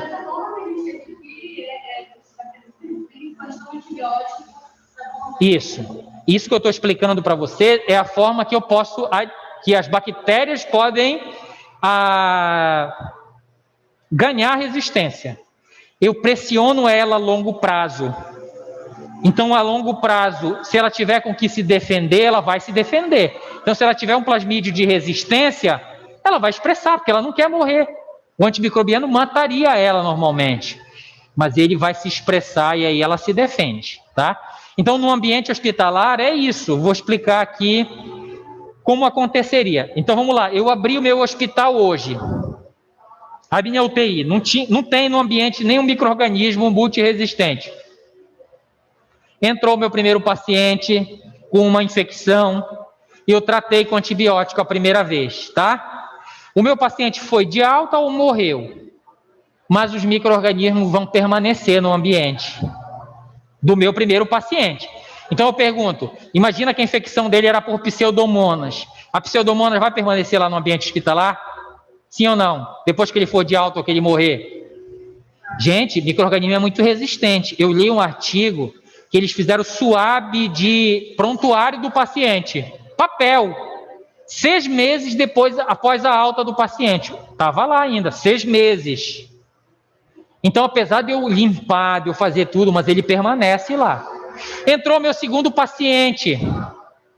Ele pode, inclusive, adquirir a infecção hospitalar, que é aquele micro-organismo que ficou lá, é carreado para ele passa a desenvolver a infecção. Eu pergunto, eu vou tratar agora? Vou. Estou tratando pela segunda vez o mesmo micro-organismo. Agora, amplifique isso para 15 anos de uma unidade hospitalar. É 15 anos que eu estou pressionando aquele micro-organismo ali. E ele vai estar se defendendo, porque ele tem como. E aí, nesse período de 15 anos, o que é que vai acontecer? Eu estou só exagerando, tá, pessoal? Pode ser antes? Pode. Só para ficar na cabeça de vocês. O micro-organismo tornou-se multiresistente. Por quê? Porque eu pressionei durante um longo tempo, e como ele tem como se defender, por exemplo, os plasmídios de resistência, ele acaba se defendendo. Tá bom? Então, é essa representatividade que vai ter para dentro da área de vocês. Então, vamos lá. As fímbrias, que é essa estrutura aqui que a gente está falando, ó, o nome é piliofímbrias, são menores e mais numerosos que o flagelo. Olha lá, eles são pequenininhos, tá vendo? Ó? E eles são menores do que o flagelo. Olha o tamanho do flagelo aqui, ó. Tá? Função: aderência no hospedeiro. Aí eu pergunto para vocês, quem tem a cápsula não é para aderência que eu falei para vocês? A vermelhinha aqui, ó, tá vendo?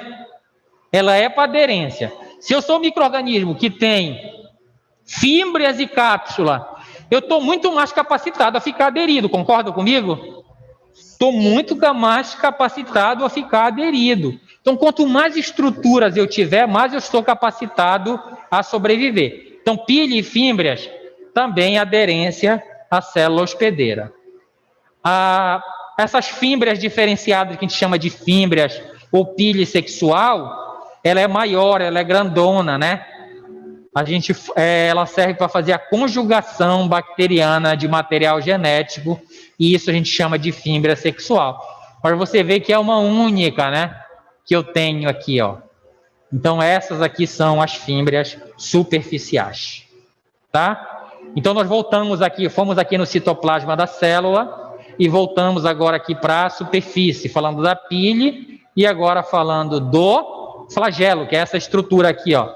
O flagelo, ele confere movimento à célula, ele é formado por uma proteína chamada flagelina, ele é mais comum nos bacilos, como eu mostrei para vocês quando eu falei da morfologia bacteriana. Os cocos nós vimos que não tem, mas os bacilos, ó, eles têm essa estrutura, ele é mais comum nos bacilos. Ele é utilizado para migrar por quimiotaxia, ele migra em direção a um gradiente de concentração de uma determinada substância. Esse flagelo, ele pode receber denominações, dependendo de onde ele é localizado, Então, se ele é localizado num determinado polo da célula, eu digo que eu tenho um flagelo polar, né? Que pode ser um único ou pode ser vários.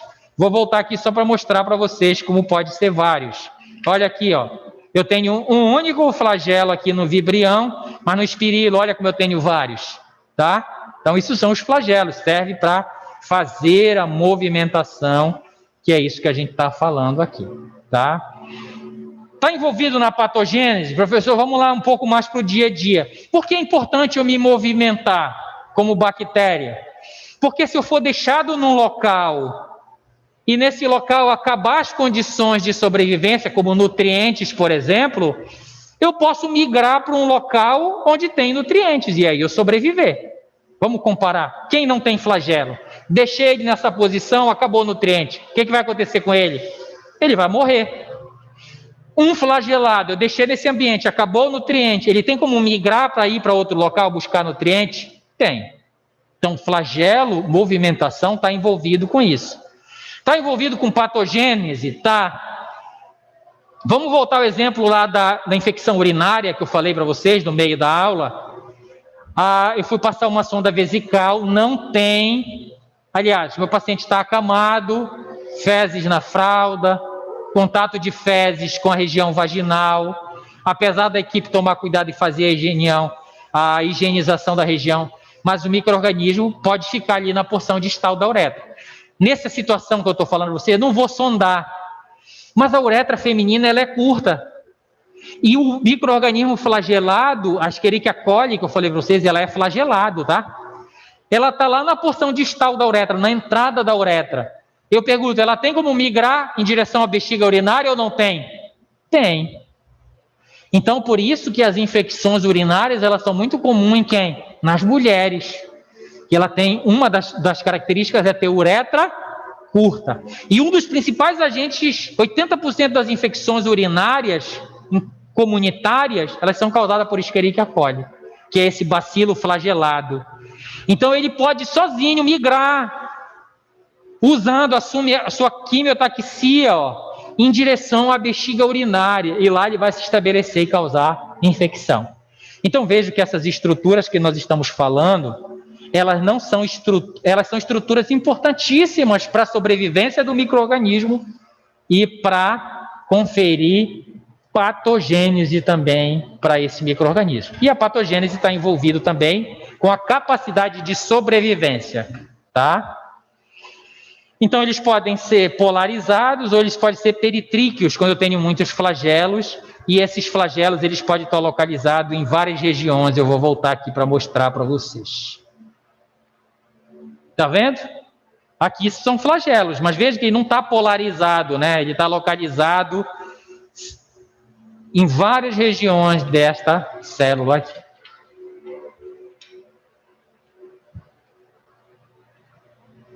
Tá certo? Então, essas são as estruturas aqui importantíssimas dessas bactérias.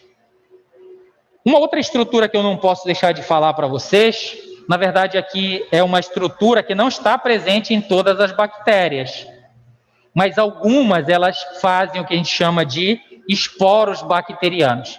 Isso é importante para dentro da área da enfermagem, tá, pessoal? Vamos já explicar o motivo dessa importância. Então, os esporos bacterianos, ele é formado por algumas bactérias gram-positivas. Agora nós já sabemos, né? O que é uma bactéria gram-positiva? É aquela bactéria que tem uma camada espessa de peptidoglicano formando a sua parede celular. Mantém micro-organismo em estado vegetativo. Então, aqui nós temos 3 micro-organismos que fazem esporos. Os esporos, eles são formados aqui dentro da célula, olha aí. Essa região aqui é um esporo, é o endosporo que a gente fala. E aqui o esporo que já está fora da célula. Nós vamos já entender como ele é formado, tá? Por que essas bactérias que têm a capacidade de formar esporo, elas formam para sobreviver? Porque quando não tiver uma condição ideal de sobrevivência, e qual seria essa falta de condição? Falta de nutriente, temperatura elevada, pH, vários fatores influenciam para um micro-organismo morrer. Mas ele pode salvar. E o que ele salva aqui é o material genético, porque é onde está toda a informação para construir uma outra célula bacteriana, é no material genético. Então, a função desse esporo é manter o organismo em estado vegetativo. Fica quietinho lá, até que as condições retornem. Quais são essas condições adversas que promoveriam a formação desses poros? O aumento de temperatura, a presença de compostos químicos, por exemplo. E aqui está a aplicabilidade dentro da área de vocês. Então, vocês sabem que toda unidade de saúde, né, dependendo do seu grau de complexidade, uma unidade básica, um hospital primário, secundário e terciário, ele vai ter um centro de esterilização de materiais, né? Tudo em função dos micro-organismos, para eliminar. Então, num hospital terciário, por exemplo, um hospital que tenha processos cirúrgicos, eu vou ter esterilização de pinças, de campo cirúrgico. E eu não sei se vocês já perceberam, esses materiais eles têm uma validade. Então, eu esterilizo hoje e coloco lá no rótulo, esterilizado em tal dia, validade 7 dias. Depois de 7 dias, ele perde a validade. Por quê? Porque se lá nesse material tiver bactérias que sejam capazes de formar esporos, esses esporos podem reativar.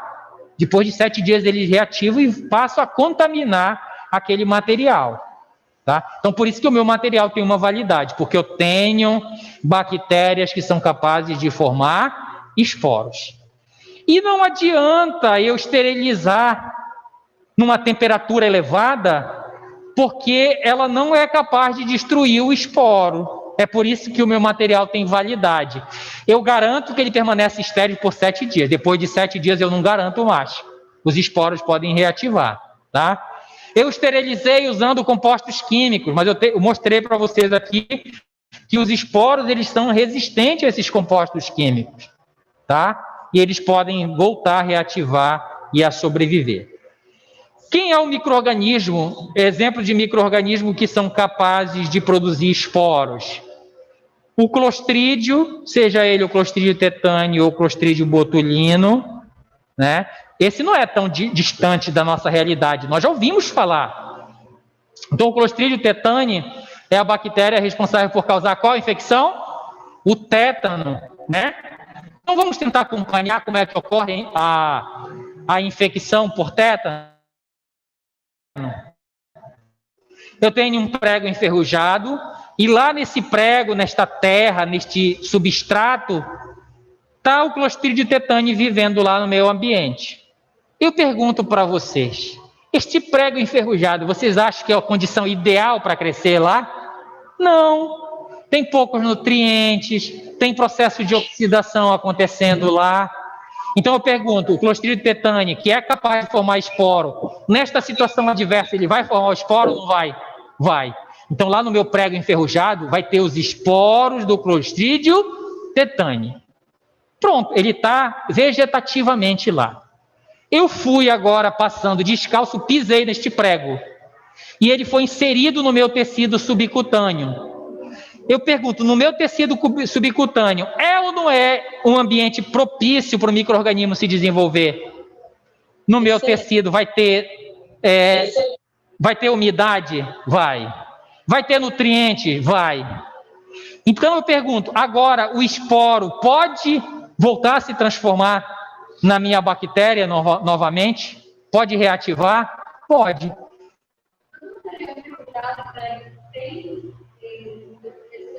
É um dos locais, né? O prego enferrujado é um dos locais. Eu estou dando... Não necessariamente. Não necessariamente, tá? Pode ser em solo, pode ser outro material, pode ser madeira, tá? Eu só estou exemplificando o prego enferrujado porque é o que mais comum que a gente ouve, né? Quando a gente fura o pé, a gente pensa logo no tétano e vai correndo para tomar a vacina, né? Mas ele está presente no ambiente e eu posso, né, obter ele de lá, desde que ele seja inserido. Por exemplo, no momento do parto, eu posso pegar tétano, né? Acho que é tétano neonatal, alguma coisa assim. Lá por quê? Porque eu estou fazendo um procedimento invasivo, e se eu estou levando esse micro-organismo na minha pinça, no meu material que eu estou utilizando, pode acometer. Já pensou fazer um parto numa maca enferrujada? Né? Não corre risco? Eu só estou exemplificando para trazer para dentro. Infelizmente é o que acontece, tá? Infelizmente. Mas eu estou dando aqui o exemplo mais corriqueiro do que a gente ouve no nosso dia a dia e que mostra que esse micro-organismo capaz de produzir esporo é inserido no meu tecido subcutâneo, e esse esporo no tecido subcutâneo encontra agora favorável, né? As condições favoráveis, e ele volta a se multiplicar, e lá ele vai causar suas repercussões do tétano lá que a gente ouve. Isso serve para o Clostridium tetani, serve para o Clostridium botulino, serve para o Bacillus anthracis, que são 3 exemplos de micro-organismos capazes de produzir esporos. Professor, o que são esses esporos? Os esporos, eu vou mostrar para vocês aqui como é formado esses esporos, tá? A formação dos esporos, ela acontece em condições adversas, ou seja, o micro-organismo sente o ambiente, viu que não está propício para ele sobreviver, então ele cria essa estrutura de salvação para ele poder sobreviver até que ele encontre a condição ideal novamente. O micro-organismo em condições ambientais satisfatórias, ele se reproduz por fissão binária, tá? Ó, uma bactéria dá origem a outra bactéria, fazendo a fissão binária. Isso é o que normalmente acontece quando o micro-organismo está presente num ambiente nutritivo adequado para ele sobreviver. Só que aqui eu falei para vocês que a condição é adversa. Não tem como ele se multiplicar, mas tem como ele se salvar. E a salvação dele ele faz desta seguinte forma: a célula, que a gente vai chamar de célula-mãe, ela condensa o seu material genético. Olha, o que eu quero salvar aqui é o material genético, tá? Então a primeira coisa, ela condensa o material genético. Depois de condensar, ela faz a duplicação, ó. Ela usa todas as suas forças aqui, né? Tudo que resta de metabolismo para salvar o material genético. Ela duplica o material genético, e após a duplicação, olha como a membrana dela começa a invaginar. Olha só, vamos voltar para a estrutura bacteriana. O que é mais interno é a membrana, e depois em cima da membrana tem o quê? A parede. Então esta bactéria, ela tem parede e ela tem membrana. Eu não estou vendo a cápsula, que é aquele gelzinho aqui, tá? Só uma curiosidade para a gente começar a treinar a enxergar as estruturas bacterianas aqui. Isto não vai ter influência na formação do esporo. O que eu quero que vocês entendam é que este material vai duplicar e que a membrana vai invaginar. Tá vendo essa invaginação? Ela vai invaginar e vai englobar o material genético duplicado, ó. Então aqui eu tenho o material genético da mãe e o material genético duplicado, que é este aqui que vai ser usado para formar.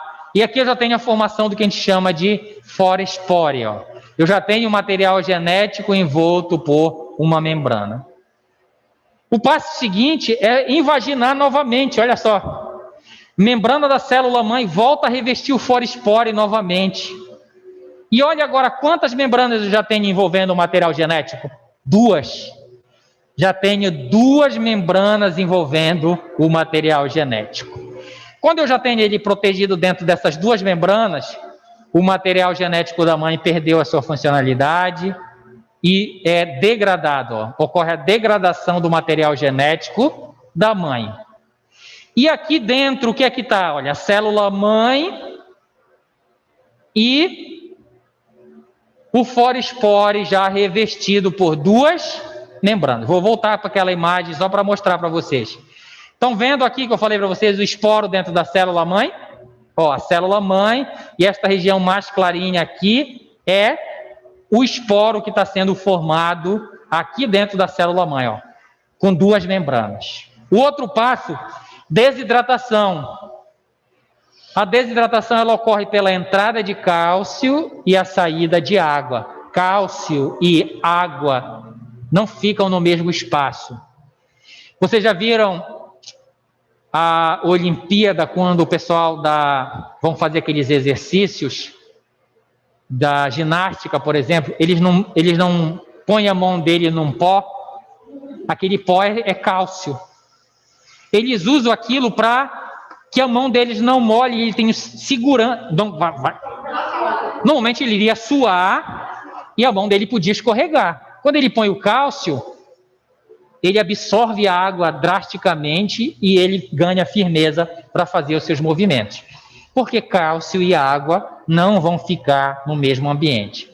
Então, quando dentro desse material envolto por duas membranas entra cálcio, o que é expulso? Água. E aí ocorre a desidratação. Por que este esporo que está sendo formado, ele é resistente à temperatura?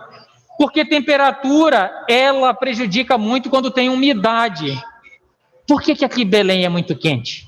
Porque a atmosfera, aqui a nossa atmosfera, tem muita água na nossa atmosfera, a umidade é muito elevada e, consequentemente, a temperatura é elevada. Só que aqui, como eu retirei a água, eu preciso de uma temperatura muito, muito elevada para destruir isso daqui. Então, olha aí a artimanha de desidratar, que quando eu desidrato, eu deixo com pouquíssima água, então não é qualquer temperatura que vai destruir este meio esporo bacteriano. Então é por isso que a minha esterilização, utilizando temperatura, ela não vai matar satisfatoriamente a maioria desses esporos aqui. E aí por isso que o meu material tem validade. Ok. Eu já tenho dois envoltórios e eu já tenho desidratação. Agora eu formo uma terceira envoltório, que é uma cápsula proteica. O próximo passo é a formação de uma como se fosse uma gelatina aqui por fora, que é o exospóreo. Vai ocorrer a lise enzimática da célula mãe. Olha como ela rompeu. E agora o esporo está protegido aqui dentro desta célula de salvação, que a gente chama de esporo bacteriano, tá? Vou voltar aqui na imagem para mostrar para vocês. Olha aqui, o esporo em formação e o esporo fora da célula bacteriana. O que vai acontecer aqui? O que vai acontecer é que ele vai ficar no ambiente até que volte às condições adequadas para ele poder reativar e formar esta célula e voltar a se reproduzir como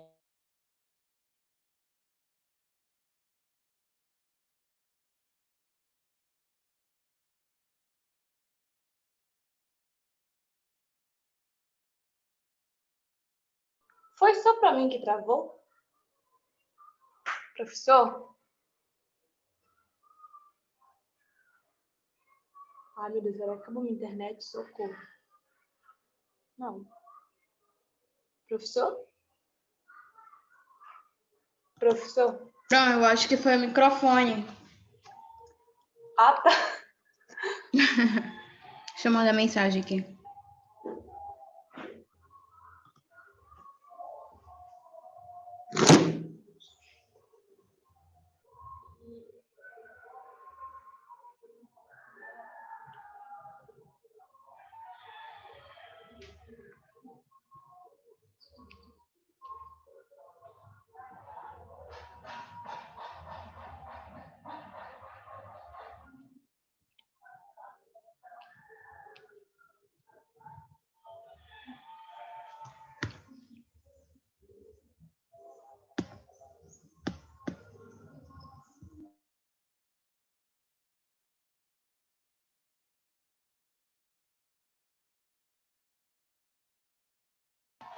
Fran.